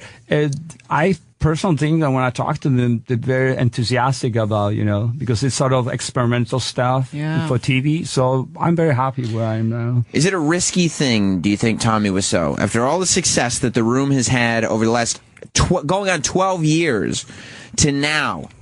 This is my second project. If people don't like this one, it could ruin the credibility of the room, no? I don't think so. You don't think so? You know why? Why? Because I put my heart in it. And if you pay me today $1 and tomorrow you pay me 10 millions, you will have the same work from me. All right, then I'm definitely just going to do it for $1. Well, that's not that's not the point. The point is that sometimes people say, oh, God, I cannot make any money. You see, we don't make any money on the neighbors right now, but I think that the TV industry that will give us a hand actually will be showing in TV. That's the direction we're going. Wow. How long has The Neighbors been finished for? When did you shoot it? We shoot the first episode, that was 2 weeks ago. Oh, wow. That's exciting. Yeah. Because it's very mysterious, the trailers that have been popping up for a very long time now. Well, 19 teasers. People. Yeah, it was teasers. So today is the day. So we'll be premiering. That's the official premiere of The Neighbors. As well tomorrow and after tomorrow. This is huge. This is a big deal for you. You nervous? Yeah, it is. Are you nervous? No, I'm not, because I think that we already test the audience. We have sort of pre-screening in Chicago. People really enjoy it. And it's different, Yeah. The TV is different, film is different. Right. So I think the audience have knowledge. Yeah. Especially in America, reality show, TV show, feature movie, Are you going to buy a billboard for 5 years for The Neighbors? Well, you can pitch in if you like. That's right. Come on, Sam, you want in? That's right. No. Why should I? You guys are boys now. Yeah, it's true. No, go ahead, Tommy. Move on, next question. Move on, next question. All right. We'll go to, I'm telling you, these calls are pouring. Yeah, it's crazy. Let's go fast. Yeah. Rapid fire. Matt in California. Sammy Roberts. What's up, buddy? Hey, buddy. Hey, just want to say the movie, it was fucking stupid. Did not like it. I don't even understand why this guy is on the air. Sure. Fucking lame. Well, I mean, listen, nice. Matt, if you could have a little bit more of an informed opinion, Yeah. maybe we could work with it, but it sounds like you're the one who's being very closed off. Is that right, Tommy? Well, I don't want to insult him. I think he's a nice guy, but I think he probably doesn't know what he's talking about. Yeah. Right. And He's probably a fucking idiot. Who kid? I love that Tech 9 shit. Well, that goes to tell you what we're dealing with, doesn't it, Tommy Wiseau? Move on, next question. Move on, next question. All right, we'll go to... We have two apples. But that goes back to my earlier question, though, like to deal with like people that wouldn't understand the movie. Well, you see, get these reactions. you see, that's what I'm talking about. That you need certain, I call, space, right? Even for audience, right? Yeah. So, you see, I'm never upset if somebody say, "Hey, I don't like your movie." It's fine with me, but I will tell you one thing: you may not like it, but you may have tiny little thing. Hey, say, wait a minute, maybe I don't like it. Maybe I like 1%. Right. You know what I'm saying? Because it's something relate to you as a human. Absolutely. At the end of the day, why do you it's like gonna... the movie, Sam? Is it curiosity? Is it like the oddity, or is it like some Said weird? it would change my life. Yeah, I think it is a life changer. Yeah. Here's why I like The Room. Number one, I love things that appear to have come from one person's brain. I said this about the Kevin Smith movie Tusk. I can tell when I watch this movie Tusk that Kevin Smith was like, I want to make a movie that I want to see. I'm going to direct this thing. When I watched The Room, I said there is no doubt in my mind that Tommy Wiseau did not want to deal with the bullshit of corporations, of Hollywood, of production houses, of meh, and said, you know what? I'm going to do it myself. I'm going to write, I'm going to direct, I'm going to produce, and goddamn it, I have $6 million in Street Fashions USA money, so fuck everybody else. Amen. I like that attitude. Well, I have a respect. So. And it's a very bizarre movie. Oh, thank you. And I like things that are bizarre. Yeah. Well, see, that's again, Nicole, that's a good statement. What you're saying, what he's saying, it's not just because I want you to like. That's not what it is. It is, you enjoy it. Yeah. You may say it's something crazy stuff. Right. know? Right. So you don't have to like it. You just have to enjoy it. Exactly. Well, Tommy, I feel like we've learned a lot with you. Sure. Yeah. You know, and we've covered a lot of ground today. I want you back next year. Oh, thank when you. you're here in New York. But why don't you tell everybody, of course, it's theroommmovie.com. Who's that? Oh, Jesus Christ. James. James, that's not nice. Okay. I was trying to end on a positive note, James. I love these. We're end up in positive notes. We're So ending what on a you were saying- positive note. So what I'm saying is, Fans are crazy. we learned, as you were saying, not everybody has to like the movie. Just Of enjoy course, it. of And that's course. that. Now, if you want to see the movie, if you want to get the DVD, if you want to be a part of this thing, you don't need to be one of these little haterade people. These are the same people upset that Derek Jeter is getting all this positive attention. Oh, he's only an average Yankee. Let the guy have his moment in the sun, you know? Let the people who like iPhones like iPhones. Let Tommy Wiseau celebrate the achievement in filmmaking that he was able to achieve. You can't dress. Yeah, for thank shit. you very much. You can't. So on this note, I also would like to invite everybody, as I mentioned before, tonight. Sunday we'll be there. Sunshine, and also tomorrow as well as Sunday. And thank you very much for support. And then we see you at the screening of The Room. And it's theroommmovie.com to find out, because this is this is every state in the United States, every province in Canada hears this show. That's crazy. So go to Also the room. Australia too. Yeah. Well, I mean, there's probably a guy in Australia listening. Yeah. So go to theroommmovie.com and find out when The Room is coming to your town. It is a wonderful experience. And Tommy Wiseau, this has been An honor. an honor, a joy, a privilege, and a treat. Yeah, thank you very much, everybody. We'll see you next time. Thank you. Bye.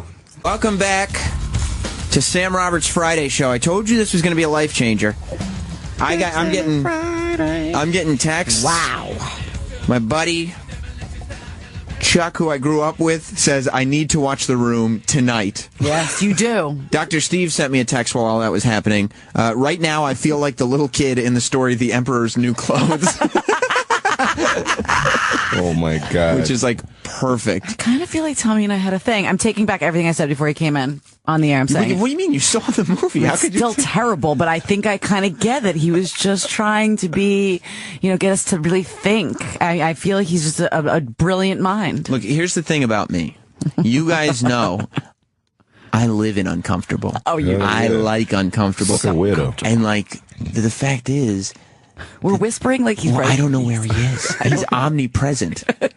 He's Tommy Wiseau. He just blessed you before he left. The weirdest thing happened. The fact is, here's what I was going to say.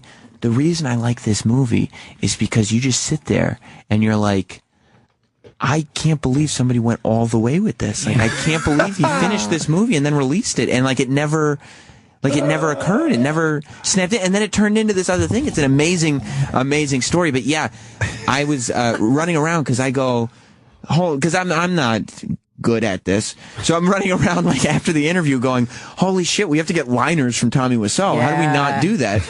And so I'm like trying to figure out who's got a studio. And I come back in and Tommy just looks at me and goes, oh, hi, Sam. I go, yeah? He goes, do you want me to bless you? Yeah. And I was just like, without even thinking about it, he's like, yes, of course I do. Hell yeah. Duh. You're Tommy Wiseau. Fuck yeah. And Bless this shit. he takes a dog tag out of his pocket that says TW. It says 10th anniversary of the room. And then he goes, but I won't make you kneel. Like he normally makes people kneel Like, when he that's what I blesses do. them? So I was like, okay, I'll bow my head down. And he did like a cross. Yeah. But then he blessed me that all my dreams come true. Wow. And signed my foosball. What if they do now? I mean, I'm going to wear this dog tag for the rest of my life. As you should. Better than that pharaoh necklace that Who Kid gave me. Or the icy Pharaoh necklace. Yeah. I haven't gotten any ice from you. And you know what? Let's change that. I get you some ice. Look this bitch up. I love what's going on now because last week you guys weren't here, but Katie Linendahl, who's a tech reporter for the Today Show, big deal. She was on the show talking tech, and she brought me a gift. And Tommy Wiseau came in here and brought me a gift. From now on, this is like gifts. It's like me. It's like my show. Precedent. You got to bring gifts, right? I mean, I get money. I don't know. Right. On your show, it's either you bring gifts or you blow the host. Hell yeah. That's the way it is. Giannis Pappas did the show with you last week, right? Yes, he was did great. Awesome. I miss him. What did you think of Tommy Wiseau? Very cool guy, and he's a very weird guy. Do you want to see the movie now? I'm gonna check it out now. Desperately, he does. It doesn't matter who I am, why I'm black, where I came from, how I was raised. I have to see this movie. What do you think about the fact that he uses the N-word? I mean, that was my favorite. That was my favorite part when he goes like. He's like, I would never say the N-word on the air, but I use it privately frequently. Yeah, me and my friends, we say it all the time to each other. Like, as I'm doing the interview, as with most interviews I do, I'm thinking to myself, I got to make sure that there's something has to be here that we didn't know before. Because the worst thing is when you're listening to an interview, and it's like, okay, it's cool to hear the guy, but it's everything I already knew. Once he said, I frequently use the N-word privately with my friends. I was like, okay, I don't think it wasn't in the book. It hasn't been on the internet. Not on Wikipedia. You would have never got that if I wasn't here. No. No, I don't think so. He was real bossy, too, with you. Yeah. Next question. Next question. Move on. Next question. And then I would just ask the same question And he never again. really would answer things. What does 50% true mean? No, it doesn't mean anything. Nothing. Well, you did get that. He did fuck some famous people. Yeah. Now all you got to do now is research. He was almost certainly lying. Yeah, I agree. When he said that. Because he didn't tell us who it was. You think he was definitely not telling the truth when he said that. He said this. He goes, yes, I have slept with celebrities, but I can't tell you who. I can say the same thing. Yeah, exactly. Well, I'm going to tell you 11 something. 11 years. Come on. Like, I've also, I don't say this a lot because I'm married and I hope my wife isn't listening. But, I have fucked people celebrities that have come up here for interviews. I have fucked them. You have? I can't tell you who. Right. Get the fuck out. I can't tell you who. I don't believe you. Well, no, you shouldn't, because it's a lie, just like his was. A big fat one. Roland's walking down the hall. Somebody try to get Roland to come back up here, because I want to know the inside story on what was happening. Let's go to, and by the way, if anybody wonders what Tommy Wiseau was doing on this show, not only were the phone banks full, but Nicole, you've interviewed every major celebrity to come up here. Yes, the I morning have. mashup is like, it's the safety zone, and we can come on, we can promote our projects and have a good time. It's a good show. Have you ever seen a studio fill up with randos on a Friday afternoon like that? It was all people who work here. I've never seen any of them in my life, and it was literally packed in here. It's Friday at 5 o'clock in the afternoon. Yeah. Everybody's supposed to be at home. A line of people want to take photos. Yeah, there was a line of people. They all had a Tommy Wiseau story. They all wanted a photo. They were all looking enviously at my football. So Can I take a picture with you? He'd be like, "Who are you?" "Yes, quickly." Is that what he said? Yeah, to a couple of the guys. So awesome. I mean, you did get him quickly. comfortable. You got him so comfortable that he just was yapping like he talked. He felt cool. Yeah, because he could have gave you the media trained questions. No, I want people to feel welcome here. This was. I gave it. I mean, Mikasa Sukasa as far as the guests on this And show guess goes. what? James Franco told him he's going to be respectful about. There's going to be nothing respectful about the You way. don't think when James Franco and Seth Rogen put their minds together, they're putting it together in a respectful way to Tommy Wiseau? 0%. They just paid that guy, and they were like, all right, now we're going to do whatever we want. Yeah. You cannot sue us. James in New Orleans. Hilarious. Sam, I owe you an apology, buddy. I'm sorry. Come on, dude. James, do you think why would you say Tommy Wiseau is a cunt? Repeatedly. Yeah, I mean, you said it. You said it. I mean, there is, like, maybe the first time he didn't hear it, but he definitely heard it most of the times that you said it. Well, I wasn't sure if I was on the air because you buzzed me in, and then there's a couple minutes, so I just said it and heard silence, so I didn't stop. You just went with it. You just got excited. You were like, I'm on the air. Like, I can't believe I'm on the radio. Tommy Wiseau's a cunt. Sorry, guys. I found it funny. The phone calls are great. That was awesome. All right, James. You're the man. You're good. You're forgiven. You're good. Don't worry. Tommy Wiseau has blessed me, and therefore I have the power to forgive you of your sins. Wait. Before I go, who kid? Can I get an N-word pass? Of course, you got it, my nigga. Stop giving people N-word passes. I got like 100 more passes. Hurry up. Yeah, but if you keep giving them out, they don't mean anything. But it's bad. It's bad. You shouldn't have people running around using words like that. Don't you? No, I got texted to them too. I got the digital passes. Well, listen, and you feel better about I feel because you were scared when he came in. Terrified, and when he was standing outside the studio, like, he literally looked like a rapist. Yeah. And now, like, I totally want to be his best friend. I thought it was gonna be like another Rob Zombie interview. Like I was gonna be mad and Right, because you've always said Rob Zombie was your worst interview. That was my worst interview. Was period. it really? I hate that motherfucker. I love Rob Zombie. We know. Got his So name mu- on my arm. I know. But that you felt good about. Yeah, he's cool. Yeah, he's a cool motherfucker. He wanted to call you the N-word. And anybody who comes in here and says, in my private life, I'd really like to call you the N-word. He's still wandering around outside. Love you, Tommy. He's still just kind of... He almost looks like he has a little bit of Gene Simmons going on, right? Only with longer hair. A little bit. Yeah, it doesn't look... Gene Simmons, he actually has much better hair than Gene Simmons. Gene Simmons' hair is pretty bad. Awkward as his hair is. He's just wandering around outside. There's nobody out there with him. He's waiting for security to escort him to his car service. Yeah, that's he why- forced Roland to get him. Yeah, you guys are crazy. White people kill I don't know. There's like There's a commotion going on outside. Tommy is lost. Okay, now he's walking the other direction. Travis, could you call Roland and see or somebody? Someone make sure Tommy's okay. I mean, I would love what to the talk to you fuck about is what just going on? happened in that studio, but should I play him on the air? Are they good? Oh, Troy's no. like, what the Okay, fuck? so Troy just got the liners? He recorded something for me with Tommy Wiseau. Troy was in the other Do room. you feel as though it's good? You can give me hand gestures, I Yeah. guess. I can't get you in trouble by being the guy who lets you on the air. Oh, what are you going to do? Turn the other monitor on. Someone get this guy a whiteboard and Sharpies so he can communicate with us. Yeah, pen or something? Should I- Okay, it's okay. Troy Kwan. Let's play Pictionary. Let's play Pictionary. He's gonna. Troy's gonna get the message. You got to reach around and turn the power button on that monitor that faces me. Who kid? It's the. If you just go around the monitor facing me, that one. You see where the power button is? It's on that side. It's on the bottom. No, right this there. is You just good turn it radio on. right now. Can we Listen, just- Nicole. while he's getting it's this not together- all about. It's not all about every 15 seconds. We got to fill these silence. I'm a hits one girl. I know. While you're getting that ready, when I first saw the cover of the movie, it doesn't look like a horror film, Yeah, well, yeah, it's his face in like blue. and he's all it's scary looking shit. Travis is coming into here. the now. Travis, you're a big Room fan. You're a Room guy. Yeah. You got a shit eating grin on your Scaring face. me, Travis. Did you enjoy that? It was great. You did like it. Loved it. You're a happy boy. Very happy boy. And I don't know where Roland is. He might be trying to get this guy's car. He might be trying to get Tommy's car. Yeah, treat him with respect. Call him by name. Also, he forced Eric to take a picture with him. Roland did? No. Oh, Tommy did? Yeah. Oh, you too. What's your? Oh, hi, Eric. That's exactly how it went down because Eric doesn't know about There's the room. Roland. There's You Roland. guys never watched it, right? Hang on, let me get Roland. Okay. Here Oh, he he's is, coming here he in. is. Come talk to us, Roland. Roland. Okay. Is Tommy Wiseau out of the building? I saw him wandering around. Roland's so nervous. You all right, man? There you go. Exhausted from that? Yeah, he's exhausting. Now, what people don't know is Roland has been working on this all week, and the reason I didn't formally announce Tommy Wiseau as the guest was because there was so much confusion as to what was going on. I don't think most of us here didn't have full faith that he was going to show up. He was sending... his quote-unquote publicist was sending Roland emails that appeared to be from Tommy himself. But, I mean, it came through, Roland. You did a hell of a job. You got him a car service. You treated him like royalty. Got car service, and then today at 1:40, 2 o'clock, they pick up with a 3:30. Switched addresses. Get the fuck out of here. Yeah. So what was your experience with Tommy like, Roland? You were the talent booker, of course, on this. They called me from downstairs. I said, just check in, and I'll meet you on 36.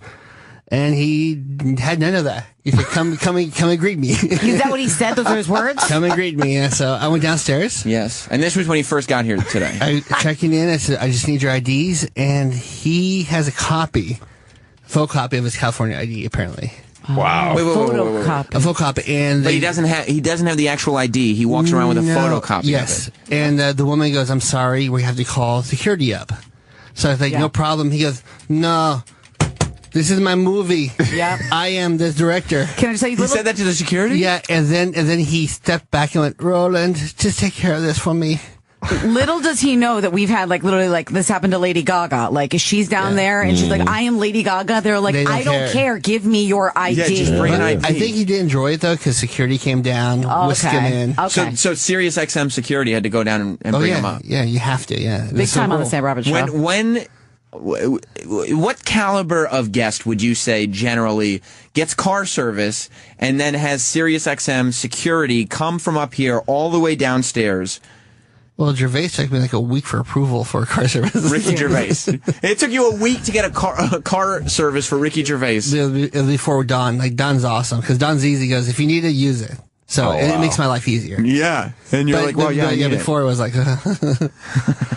You got him a Red Bull, too. No worries. Did you have to buy the Red Bull? No, because I know the other guy who works for Hits One hides a stash in the refrigerator. Yeah. So you had to take one of Hits One's Red Bulls for Tommy? He doesn't know yet. He's probably going to be really mad. What's for Tommy Wiseau? He's got to understand. It was nice and cold.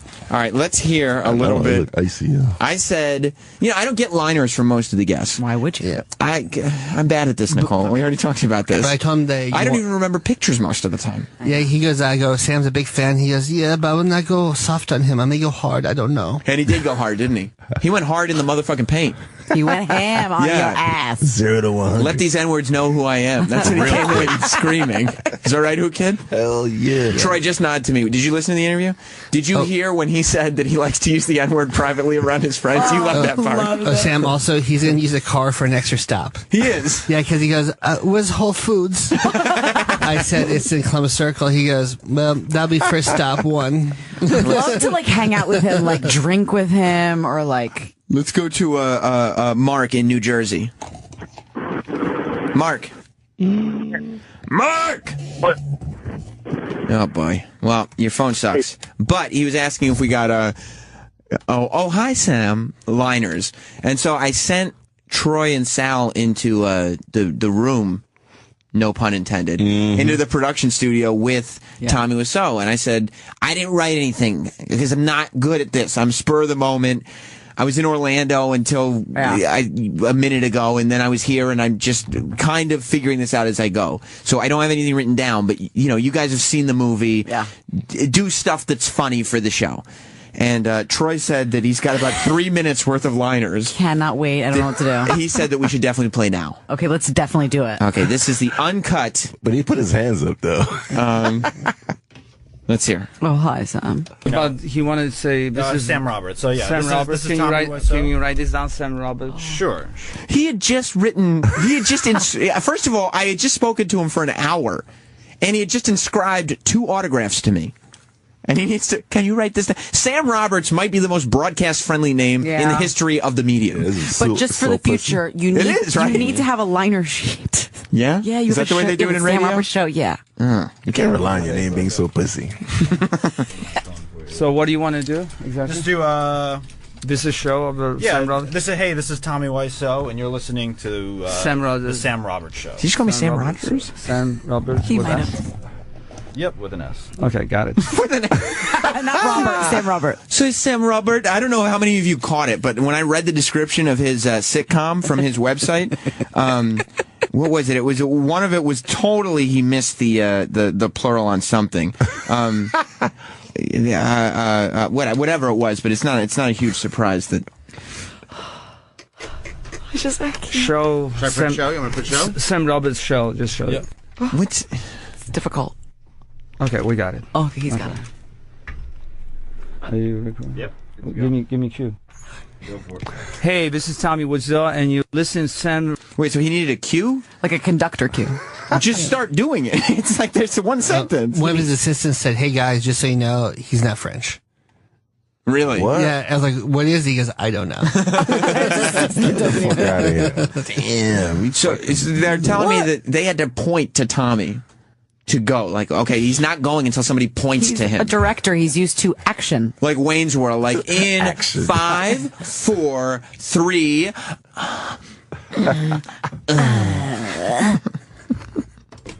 Hey, this is Tommy Wiseau, and you listen Sam Roberts show. Hope you enjoy it. Hey, this is Tommy Wiseau, and you're listening Sam Roberts show. Hope you enjoy it. You want to? Could you do like maybe like you tearing me apart, Sam, or something like that? I don't know if he wants that. He said. I have never in my life heard a celebrity go into the liner booth and have the producer say, "Hey, could you do this?" And the celebrity looks at the producer and goes, I don't know if he wants that, though. He's like, you know what? I'm not going to trust your word for it, even though you work for him. Yeah. If I don't hear that out of Sam's mouth, I'm not going to do it. Means he felt like you guys had a connection, and he didn't want to mess with you creatively. If that wasn't creatively where you were going with the liners, he didn't want you to. I can't imagine what he was like on that movie set. Even when we were taking photos after the show, after the interview, when we were on the commercial break, he goes, "No, I'm going to choreograph this. I'm going to choreograph this. You stand over here. You stand over here. Perfect. No, you stand here." And grabbed. And moved us around. Yeah. Yes. But when he moved us around, who was he standing next to? Me. Duh. He thought we had a connection. You're his moisture. The Sam Robert show. Sam Robert. A bunch of things. Whatever you're comfortable with. Yeah, I don't know. Okay, you ready? Yeah. Can you show me? Can you rewind? Let me listen. Yeah. He wanted to rewind so he could hear what he had just done, even though he was being asked to do something completely different. Yeah.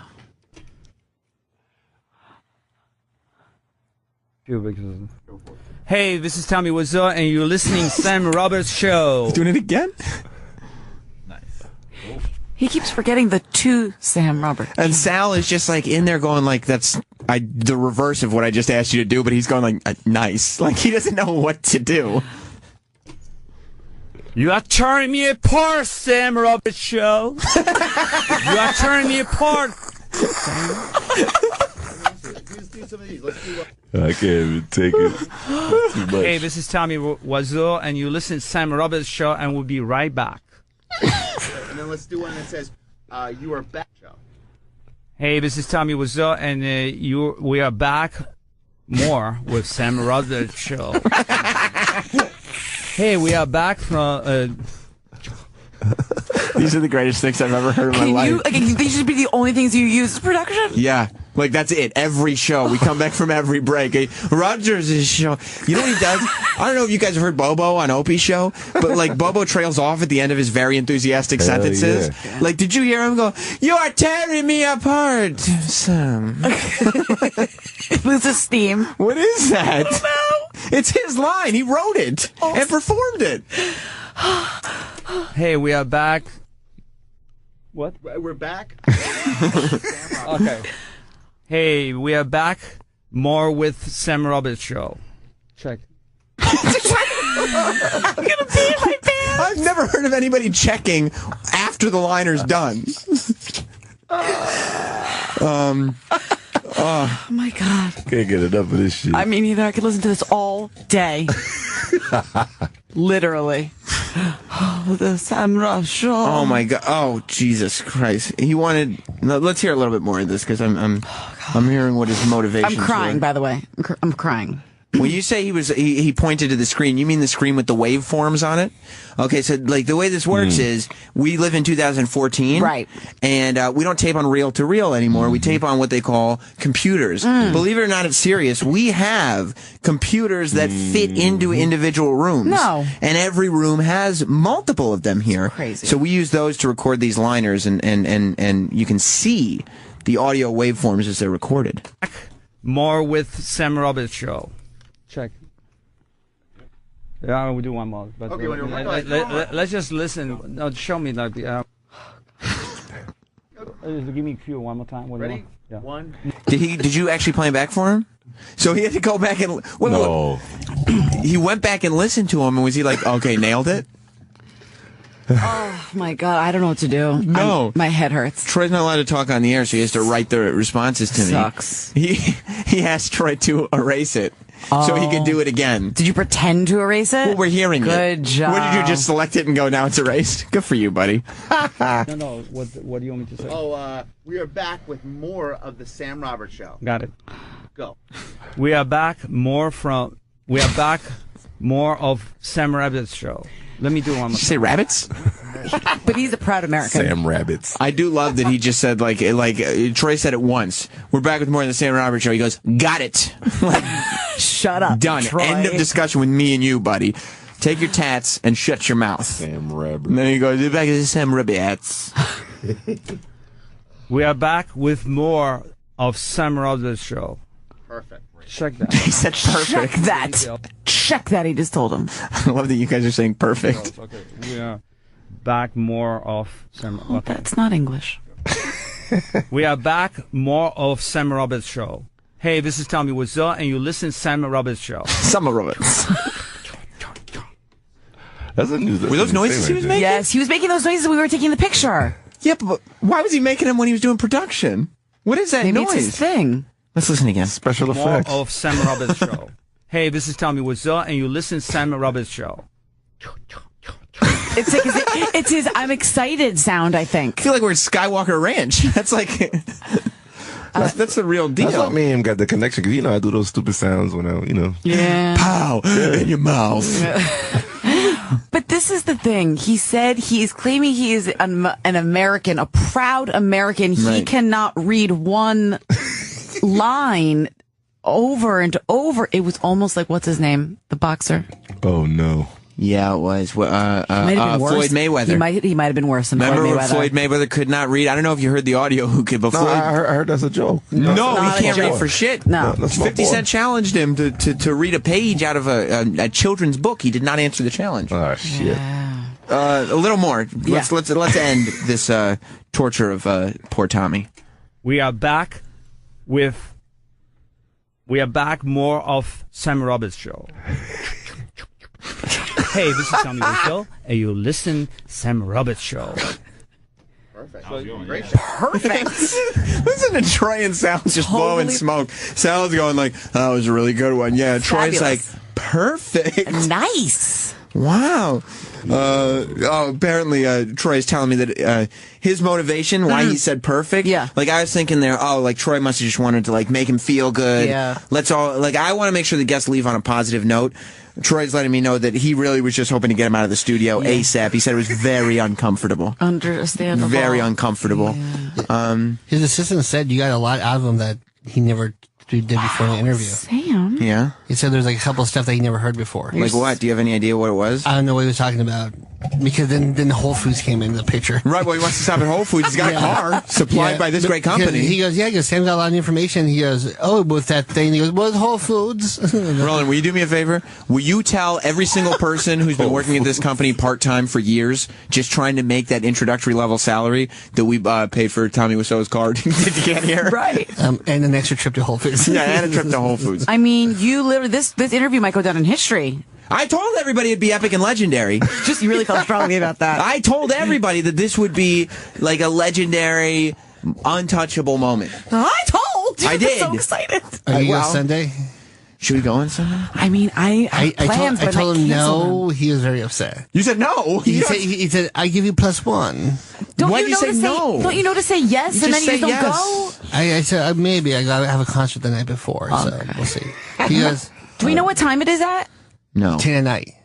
On a Okay, Sunday? Sunday night? I mean, honestly, just for the experience, I might be willing to just deal with no sleep and go. And who could you would go? I'll go. On Sunday, I'm cool. Saturday's my son's birthday, so. We might have to. We'll talk this weekend. Let's go to Larry in Tennessee. What's up, Larry?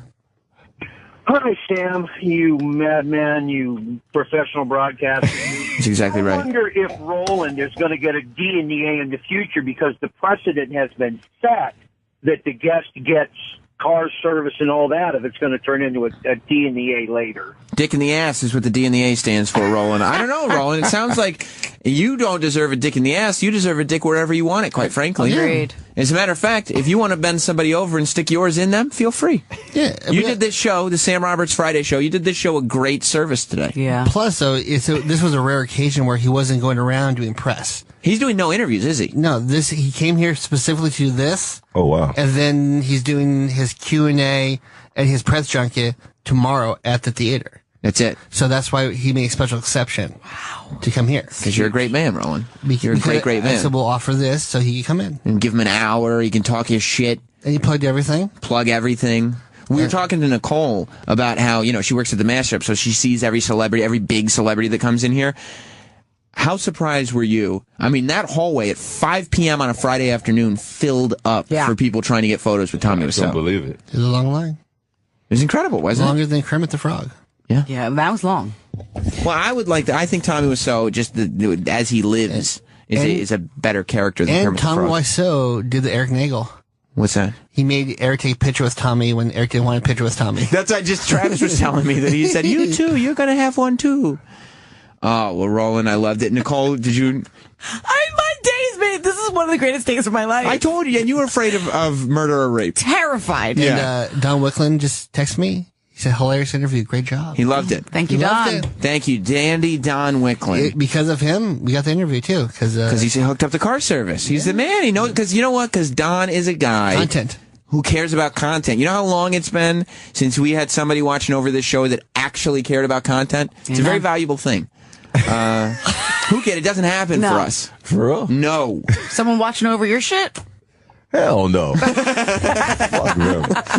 Christina in Oklahoma. It's like this. Hey, Sam. What's up? I'm not familiar with this guy, but this program is hysterical. I'm stuck in bumper-to-bumper traffic, and I'm laughing my ass off, and I'm so embarrassed because people are staring. No, don't be. And I couldn't believe. You know what I couldn't believe? I repeated to him multiple times, you don't have to like it, you just have to enjoy it. That statement is the most asinine thing I've ever heard in my life. It doesn't make any sense. Yeah. Well, does this guy have such a high IQ that his mind is just jumbled and he can't get shit out? Maybe. I don't know. He's an enigma, but I'm glad we could entertain you, Christina. But listen, one more thing. Yes. My favorite part of Opie and Jim is waiting for your laughter outburst in the background. Thank you very much. That makes my day. Awesome. Very good to hear. Thank you, Christina. Have a good one. Oh, man. I mean, me as a black man, he was cool. You know what I'm saying? He get the card. Like, a person like me is not supposed to be interested in a man like that. Agreed. No. You saw Even when he walked there, I was like, he walked in. One of those weird, He had like stupid white shit. 4 leather belts draped across his jeans. What was that outfit? Long black hair, which he insists he doesn't dye. That I got to pull, by the way. He had a digital, what do you call it? The smoking shit. The vaporizer thing? Yeah, the vaporizer. Huh. So that's. Is it weed, do you think, or tobacco? Probably that wax. You know, they got the liquid thing now. So he's a... Nicole, would you have sex with Tommy Wiseau if you were single? For novelty? Honestly, yes. That's so cool. novelty. That's why I love having you around. Not because I'm actually attracted to Right, him. but just because. I would have to just to say that I did. Like, I would have so many questions for you. The interview, the post-sex interview with Nicole would be the only interview longer than the Tommy Wiseau interview actually you was. know what I would do? I would study the movie intently to make sure I could use some of the lines while we were making love, as he likes to say. Right, it's not a fuck scene or a sex scene. No. Let's go to Joe in Philly. What's up, Joe? damn phenomenal show. This is goddamn hysterical. Thanks. I got one question. Did anyone bother to ask him to record? I would like to order a hamburger. He does. I'm so mad we didn't do that. Fake Steve Martin French accent. Hamburger. Rich in St. Louis. Who the fuck is this guy? Dude, you got me. I mean, I'm obsessed with him. You might be able to. He might be in the lobby still. He probably is still For the there. car services. He's the director of one of the worst movies ever made. Yes. Yes, inarguably. Yeah, for those that tuned in late or didn't hear, Tommy Wiseau was in here. He's the writer, director, producer, financier, and star of inarguably the worst movie that's ever been made. It's called The Room. I'm obsessed with it. I love it. You know, it's one of those worst movies that's ever been made. I could watch it every day for the rest of my life. Amen. But yeah, but he lives this thing. And if it's a goof, if it's a joke, I don't know what it is because he lives it. I had him in here for an hour and he didn't break. No. Wait, is he like Joaquin Phoenix? He's not acting, dude. Yeah. He won't tell anybody where he's from. He insists Yeah. all he can tell. He insists he's from New Orleans. That's one thing I didn't get. It's not a joke with this guy. It's not a joke. dead ass serious. Photocopy license, man. He walks around. He walks around, Rich, with a photocopy of his driver's license. Yeah. What? All the information. If somebody stole your driver's license, right? All the information that you'd be worried about them having would also exist on the photocopy of said driver's license. What's his nationality? What is it? We don't know. I asked him flat out, where are you from? And his response was, next question. Move on. Move on. Nicole, you ever seen anything like that before? Never in my life. He looks Filipino, Middle Eastern. Yeah, I mean, Nicole was trying to figure out after he left if he was Asian. Yeah, I was getting an Asian vibe a little bit, or there was I have no idea. It kept changing for me. His assistants don't know. Yeah. What does that tell you? I can't believe he actually had assistants. I could have sworn it was just him pretending to be people. But the assistants talk like him, though. That one guy. And they were laughing while we were doing the interview over on the couch, like dying. they knew that this is just you can't write this shit. Yeah. I guess they just like being around him. I guess I would hang out around him for a while. But, I mean, I like uncomfortable. I know you do. Chris in Brooklyn. Oh, sorry. Go ahead. What were you I going was to say? going to ask, does he look like he had a good diet? Like, is he a vegetarian or he has extremely great cocaine for the last 10 years? No, there's not cocaine is not happening with him. You don't think so? cocaine. Zero. What makes you say that? I just know. It's not. Yeah. No. What are is it because he's kind of slow? He's just too, yeah. There's no drugs at all. He doesn't seem manic. No, he's too introspective. Yeah. And, yeah. No. Yeah. Wow. No. He's a Looney Tunes, but no drugs. Yeah. He's a Looney Tune. Chris in Brooklyn, sorry about that. That's all right, Sam. I just wanted to apologize for calling him up and asking him if he sucked 6 million dicks. I mean, look, the bottom line is, was that an inappropriate question? Yes. Am I glad that we got the final answer on that? Yes. So it worked out. But the thing about it is, and I truly feel this way, all joking aside, like, I think he's a lot funnier and a lot more interesting to just talk to. And you don't have to point out that what he's saying is ludicrous. Right. Just let him keep talking and just kind of live in that. You know? Hey, did he remind you of Ian Halperin? Didn't he? Look, I would say he's like several levels deeper than Ian Halperin. Ian Halperin is like he's just got this sort of cloak of lies that is so easy to see through. I think that Tommy Wiseau has layers upon layers to dig through. Let's go to thanks for the apology though, Chris. Yeah. Let's go to Nick in Philly. What's up, Nick? Thanks, Sam. It's Friday. Yeah, that's right. Thanks, Sam. It's Friday. Thanks, Sam. It's Friday. I was in work, so I missed the whole interview, and you guys were teasing yesterday, and I would never have guessed it was the guy from the room. But you didn't realize it was?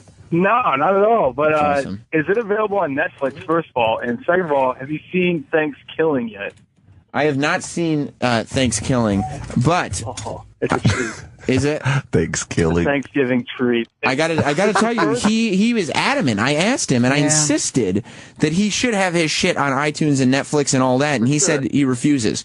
He thinks the theater experience is where it's at. You can't even. Can you get it on DVD or anything? You can get it on DVD if you go to Amazon, and his website is the roommovie.com, I think. No. Yeah. Okay. Yeah, Thanks, buddy. theroommovie.com. Let's go to Eric in New York. What's up, Eric? Hey, this is Zach in New York. That's all right. Yeah. First of all, I met Tommy Wiseau in person. When I was living in London. I went to a screening of The Room that he was at with Greg Sestero at the time. And in person, he's really quiet but really nice, and he's kind of different from what you show on the radio.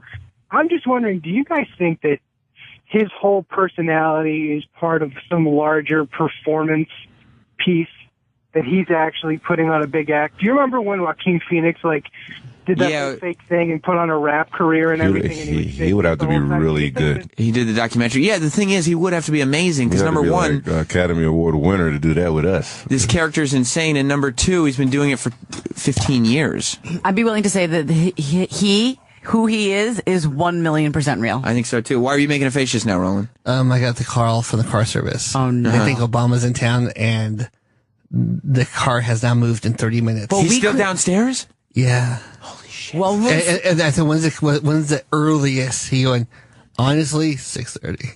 He's going to be down there after the show when we're leaving. I don't want to do that. No, I don't want to do it either. Can we walk together? Can we order pizza? Yeah, it's... What do we do, dude? Remember I told you it took me almost 20 minutes to get in here. I was a half hour late. They have 4 trucks. They're all dead stop. I wasn't moving on the way here. Yeah, Wow. so I have to text him right now saying... Go downstairs and talk to him. No. Yes, go downstairs and talk to him. But send and then come back up somebody here and with tell you me. to tape it. Just go downstairs and talk to him and tell me what he says. Just text him Obama. Why would you put Roland in this uncomfortable position? Can you just text him and say, hey... Fuck ISIS. Should I text him and just say... No, go downstairs. You talking to him or his assistant? I have to tell them all 3. Go talk to him downstairs. I want you to tell me what his face looks like. All right. All right. Do you want me to call in and he can talk to you how angry he is? No. I just want you to have to deal with it and then come back upstairs and tell me about it. What? You're going to hell, Sam. I don't think so. Let's go to Tommy in Carolina. Sam Roberts, you are a fucking genius to keep me riveted to that freak for 2 hours. You couldn't stop, right? A dozen times I was trying to change the channel because I was about to puke, and I couldn't stop. It's like watching a train wreck. Yes! Yeah, good. I'm glad it worked. You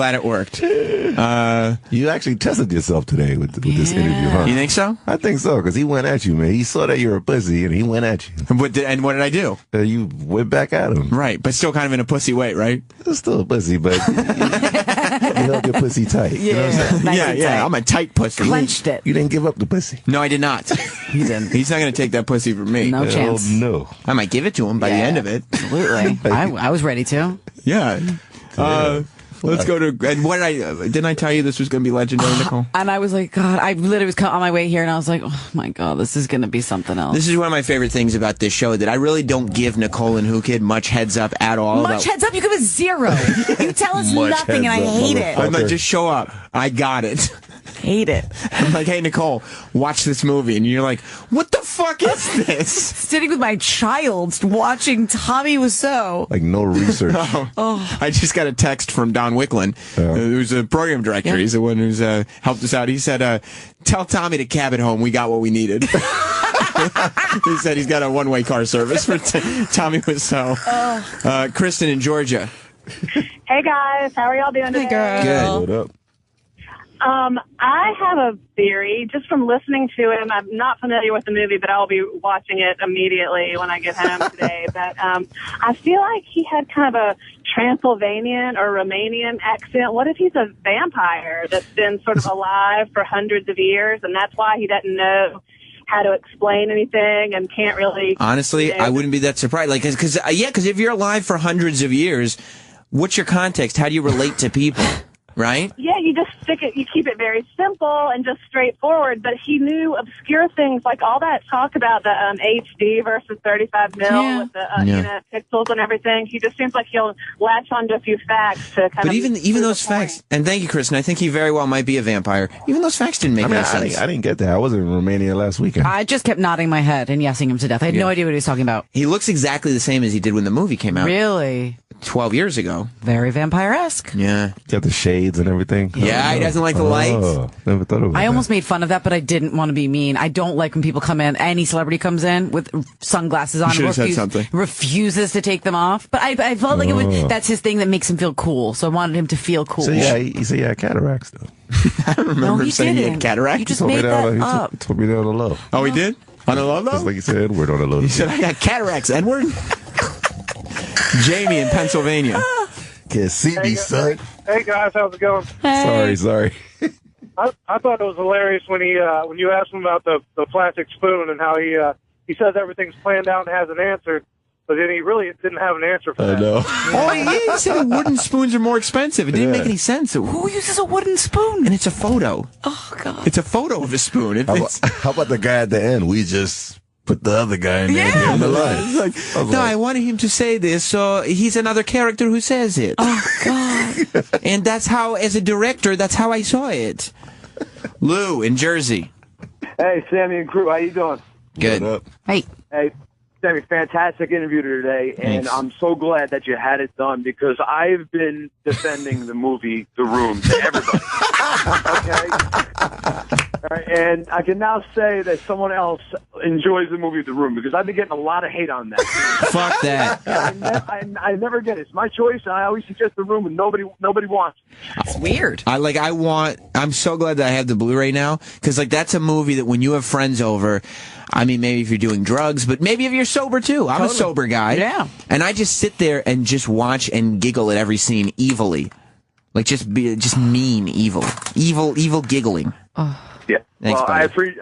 I appreciate this call because I'm going to suggest a room tonight. Hopefully, they'll go through with it. But probably I'll not get going to done work. again. Yeah, we'll see what Jess. Well, I'm going to see what Jess wants to watch. Thanks, buddy. Don't make her watch it again. I think I might. We're going to take a quick break. Make her watch it again. We got time for a quick break, and then we'll be back. We got more show. I want to get an update from Roland and Who Kid. I want to read to you the dress code at Hogan's Beach. Hulk Hogan has a beach restaurant. You see this? Yeah. Oh, get out of here. I want to read you the dress code. We got a whole bunch of stuff to get to. Dress code. And I have an update on Utopia. I don't know if we'll have time. All right, well, come on, let's go. That's the thing. I just don't know if we'll have time. Hurry the fuck up. Yeah, and we'll be back with more radio here on Sam Roberts Friday Show. Welcome back. This shit right here. To the Tommy Wiseau Friday Show. Just kidding. Sam Roberts Friday Show. Who sang this song? I think this was Rick Dillinger. Is that right, Travis? I have no idea. Artist is Hulk Hogan, as it should be. Well, it comes from Hulk Hogan's soul. That's what it says. The artist is Hulk Hogan. That's important. Right. Oh, you sing it out, baby. As I was saying at the top of the show, I had a big wrestling day yesterday. You did. I went to Orlando and got to see where WWE has built a school to send all these wrestlers to. Like they have it's a warehouse. It's got 7 rings. It's got a gym. It's got doctors on staff, trainers on staff. Like in order to be a WWE wrestler now, you have to get invited. You can't enroll. You get invited. Are you serious? To their like wrestling school, and it was really an amazing place. But yeah, I'm getting a text. Rick Derringer is right. But while I was there, I kept getting texts and tweets from people that were like, "You got to see this," and it's the Hulk Hogan's got a restaurant. Yeah. Now a lot of people are sitting there going, "Yeah, Pasta Mania, it's in the Mall of America," but I hate to be the bearer of bad news. Pasta Mania went out of business some time ago. Pasta Mania did not survive the recession. It was not recession free. Who could? I didn't know that. But he's got a new restaurant called Hogan's Beach. And I didn't know where it was in Florida. I was out there in Orlando. And I was hoping that I'd hang out at Hogan's Beach, because who wouldn't want to hang out at Hogan's Beach? But I guess it's in Tampa, so I did not get to go. However, I did get to see, I think the first place I saw this was some wrestling website, some fan or some person went to, it was Reddit. Some person went to his beach, Hogan's Beach. It's been open for like a year. And I guess he was the first person to just take a photo of this sign, who could. Hogan's Beach dress code. There's a dress code. Yeah. To Hogan's Beach. At a beach It's a beach restaurant, and it's Hulk Hogan. On the poster, on the logo, is Hulk Hogan wearing a bandana and having a handlebar mustache. Do we think Hulk made this list? Yes, I do. Okay. Yes, I do. I think Hulk Hogan, brother, he makes sure brother, that whatever he says goes. I mean, he's got creative control in everything that he does. All right, listen to this, Who Kid. You tell me what you think of this. It says, attention all customers, dress code, this is at Hogan's Beach Restaurant, will be strictly enforced. It's bold and underlined, dude. All right, brother. So, brother, he's not messing around. You tear away that shirt, brother, there's going to be somebody to answer to. All right? Oh, my God. This says no exceptions. No shirts, no shoes, no dice. Come on, man. You serious? It says, no, it says no exceptions. Shirts and shoes are required upon entering any indoor area of the restaurant or hotel. So you have to have a shirt and shoes. Pants is whatever.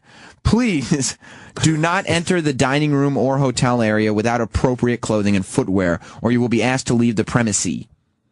The following dress code shall be strictly enforced. Okay, so this is like, look at all these bullet points. It's a long list. There's a list of like, what is it, fashion police? That's the fashion police. Basically. It's the Hulk Hogan and Jimmy. That's right. The Hulk Hogan and Jimmy Mouth of the South Hart fashion police. Come on, man. You remember what Jimmy Hart used to wear? Exactly.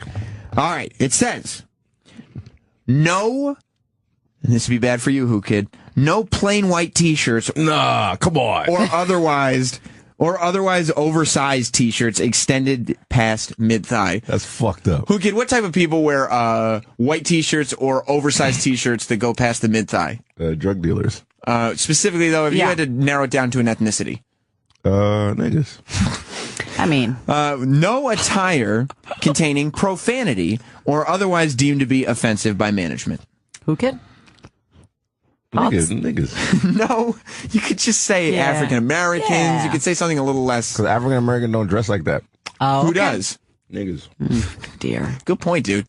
Nobody want niggas in their restaurant. They don't mind African American people. Right. Eating there. Wow. Like a black family. See, that's smart. They got their The kids. Huxtables are fine. They don't want niggas in the restaurant. Hashtag real talk? Real talk. Listen to how deep this goes, though. Yeah. No sports or sleeveless jerseys. So no jerseys whatsoever. Okay? No niggas. By the way, Hulk Hogan, the man who made famous for wearing a sleeveless T-shirt. Yes. That he ripped off. Yes. And a feather boa. No excessively baggy attire. I mean, that's just code word. Yeah, dude. This is all a sign in Hogan's restaurant. Terrible. I don't know why they just write no niggas. Very Listen easy. to this one. Why go through all this little detailed shit?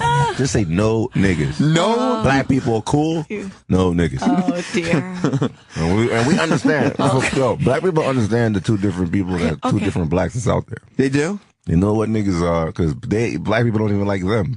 They don't. They cause violence. They sell drugs to the kids in the community. So is Tommy Wiseau friends with black people or N-words? Tommy Wiseau, his friends, are they black people or are they N-words? No, they're N-words. They are. N-words are cool, like in a fashion sense. No low-hanging pants or shorts. Pants or shorts must be worn at the waist. Okay, this is like now black kids from like 97. I mean, like my husband doesn't even wear his shorts at his waist. Bieber dressed like that now. Exactly. Right? Yeah, Justin Bieber would have no hope. No. At Hogan's Beach. But who's his friends are? Who are they? Niggas. This says no hats, caps, or visors worn sideways or back facing. Hats must be fully worn facing forward at all times. These kids on the block. Mark Wahlberg would be pissed. Yeah. And this is fucking crazy for Hogan's Beach. No do-rags, skull caps, or bandanas. It does not say that. It says no bandanas. You can't walk into Hulk Hogan's restaurant wearing a bandana. You goddamn blonde mustachioed hypocrite. What is that? I give up. What is that? Well, he wanted to be an equal opportunist. You can't wear the bandanas. You can't wear the do-rags. Brother, bandanas are fine. No do-rags, though, brother. Right. Because who wears do-rags? I think a lot of people copied Hulk Hogan's style. You think He asked you a question. Oh, I'm sorry, niggas. Oh, this is crazy. No torn or soiled clothing. Since you can't come in if you shit yourself? How about if you tear your shirt off? Like you're Hulk goddamn Hogan. Oh my God. Brother, I did that in the ring, brother, not before dinner. I mean, that's a dirty nigga. That's right. That's right. Oh, this is code. No work boots. Oh my God. Come on. Come on. That might be racist. That one's racist. That one screams racism to I don't me. know what a work boot is. It's like a Timbo. It's like a big ass boot. Yeah. White people wear Timbos. Yeah. And I don't know if I could get in with this Tommy Wiseau dog tag. Yeah. No oversized or excessive jewelry. You'd be out. Yeah, who kid? You're done. You can't finished. walk in with your gold AK-47 around your neck. Believe it or not. Or your iced out Pharaoh piece. Yeah, or my giant gold Pharaoh. I gotta see this. I should be wearing it more often. Yeah, can I see it tomorrow when we hang? Do you know how fucking cool everybody in Orlando would have thought I was if I was walking around in that Pharaoh necklace? Not so much, honey. You don't think so? No. You haven't seen it. You don't know. I just can't picture you in any sort of oversized piece of jewelry, period. I'm going to wear that shit apple picking. Okay. Everybody's going to think I'm the man. Okay. Apple picking. Yeah, that's right. You want to come? I gotta see this. No workout clothing, he also says, including tracksuits, jumpsuits, sweatpants, basketball, gym, or mesh shorts. No, Italians can't eat there. Right. It ain't a pasta spot. Somewhere Run DMC is like, oh man, not even with my Adidas. Unfortunately, here's the thing. Hulk Hogan is a racist, but he's totally out of touch. So he has no idea what black people actually wear. This might think of, didn't he apologize? I swore I could be fully wrong. Didn't he come out and like say he was wrong? I think he did. Okay. No camouflage. Oh, well. Unless with military ID. Oh my God, you have to have military ID if you want to wear camo. He's a real American. And no high-top sneakers. Damn, the man. fuck can you wear to this Can't restaurant? wear no Jordans? Yeah, no high-top sneakers. Come on. It says, this is a beach party and beach attire is required. It sounds like it's not allowed. It's really angry. So how are you? Is there a list of what you could wear? I don't know, because I wanted to go to Hogan's Beach dressed up as Hulk Hogan, and I can't. Oh, I know, because you're not allowed. And I wanted to dress up as Hulk Hogan post-entrance Hulk Hogan with like the tearaway shirt kind of torn away. Right. And Can't a bandana. And a bandana. Damn. And I'm sure that I can't find wrestling boots, so I was going to wear yellow work boots. Oh, man. Still would have looked cool. Yeah. Who's eating in there? I don't know. 0 people. That's the other thing. When you have a customer basis that has to be nil, Come on. what are you doing being picky about who comes in? This is the word nil. First of all, I go Smart people. Me and Tommy Wiseau. I eat at Nobu hooded out. You do? Yeah. Work boots and all? You can, as long as you pay that bill. It's like $40 bill. Right. $40? $400. Okay, that sounds more like it. It's BBQ. Yeah. I saw Jeezy buy a $20,000 bottle of champagne. Yeah. Like, if you're going to wear work boots and buy $20,000 worth of beach food, let him in the restaurant. agreed. You Why know? would you stop this guy? Doesn't make any sense. F you, Hulk.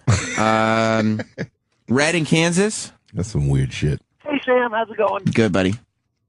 Thank you for the opportunity to ask that question earlier. I've been messed up since the first time I watched The Room on that tuxedo football thing and then no wedding. Where can we get a replay of this? Is it on demand? It will be on demand, and I'm going to tell you something right now. If Eric Nagel fucks up my on demand for the third week in a row, I'm gonna behead somebody. I'm gonna feed Eric Nagel to ISIS if he gets this fucking show messed up again. Shit. All right, Eric, are you hearing me? You've done great today, by the way. You did great with Tommy. You were in here to get the pictures, made sure the liners got done. You were amazing. Shit. But you're getting beheaded. If I wake up tomorrow morning for the third Saturday in a row and the Tommy Wiseau show is not perfect, I'm gonna fucking eat people. Like, how is he messing it up? Like, how soon is this available? It should be available tonight, if not tomorrow. Eric just texted me and went, I heard. Good to know. He'll get it right. But it'll be available tonight or tomorrow morning. And the replay of the show, by the way, is Sunday at noon if you're a traditional radio Is that listener. why I get text messages sometimes? Sunday at noon. Okay, yeah, it airs again Sunday at noon. Excellent. So Great definitely. show. Thank you very much. Thank you. And before we go, just for tradition's sake. Say, Sam, it's Friday. So bad. Yeah. It's so bad. I love Awful. it. Well, listen, Roland, real quick. The Update. man. Update. No. Tommy Wiseau, last we checked, Tommy Wiseau was stuck downstairs. Obama was stopping his car. Wondering about the cities, how you'll find him. I'm over here. He's wandering around the city? Yeah. I say, when Carter, you're supposed to like stand still. He goes, What? Yeah, so, but the car service is still stuck until 6:30. Oh, my God. Oh, my God. And then he goes, I have money. I take cab. Okay, bye-bye. No. Yeah. Serious? Yeah. So did you cancel the car service? I'm gonna cancel, yeah. Good for you. What's up with Whole Foods? How's he gonna get there? Well, he goes, I go, there's a Subway. He goes, I don't take Subway. So much faster. Lady Di, I don't want to. I don't want to ruin like a really good show, but No. like I have a guilty conscience. Oh no! I wanted to say hello. I wanted to say you're in my heart always.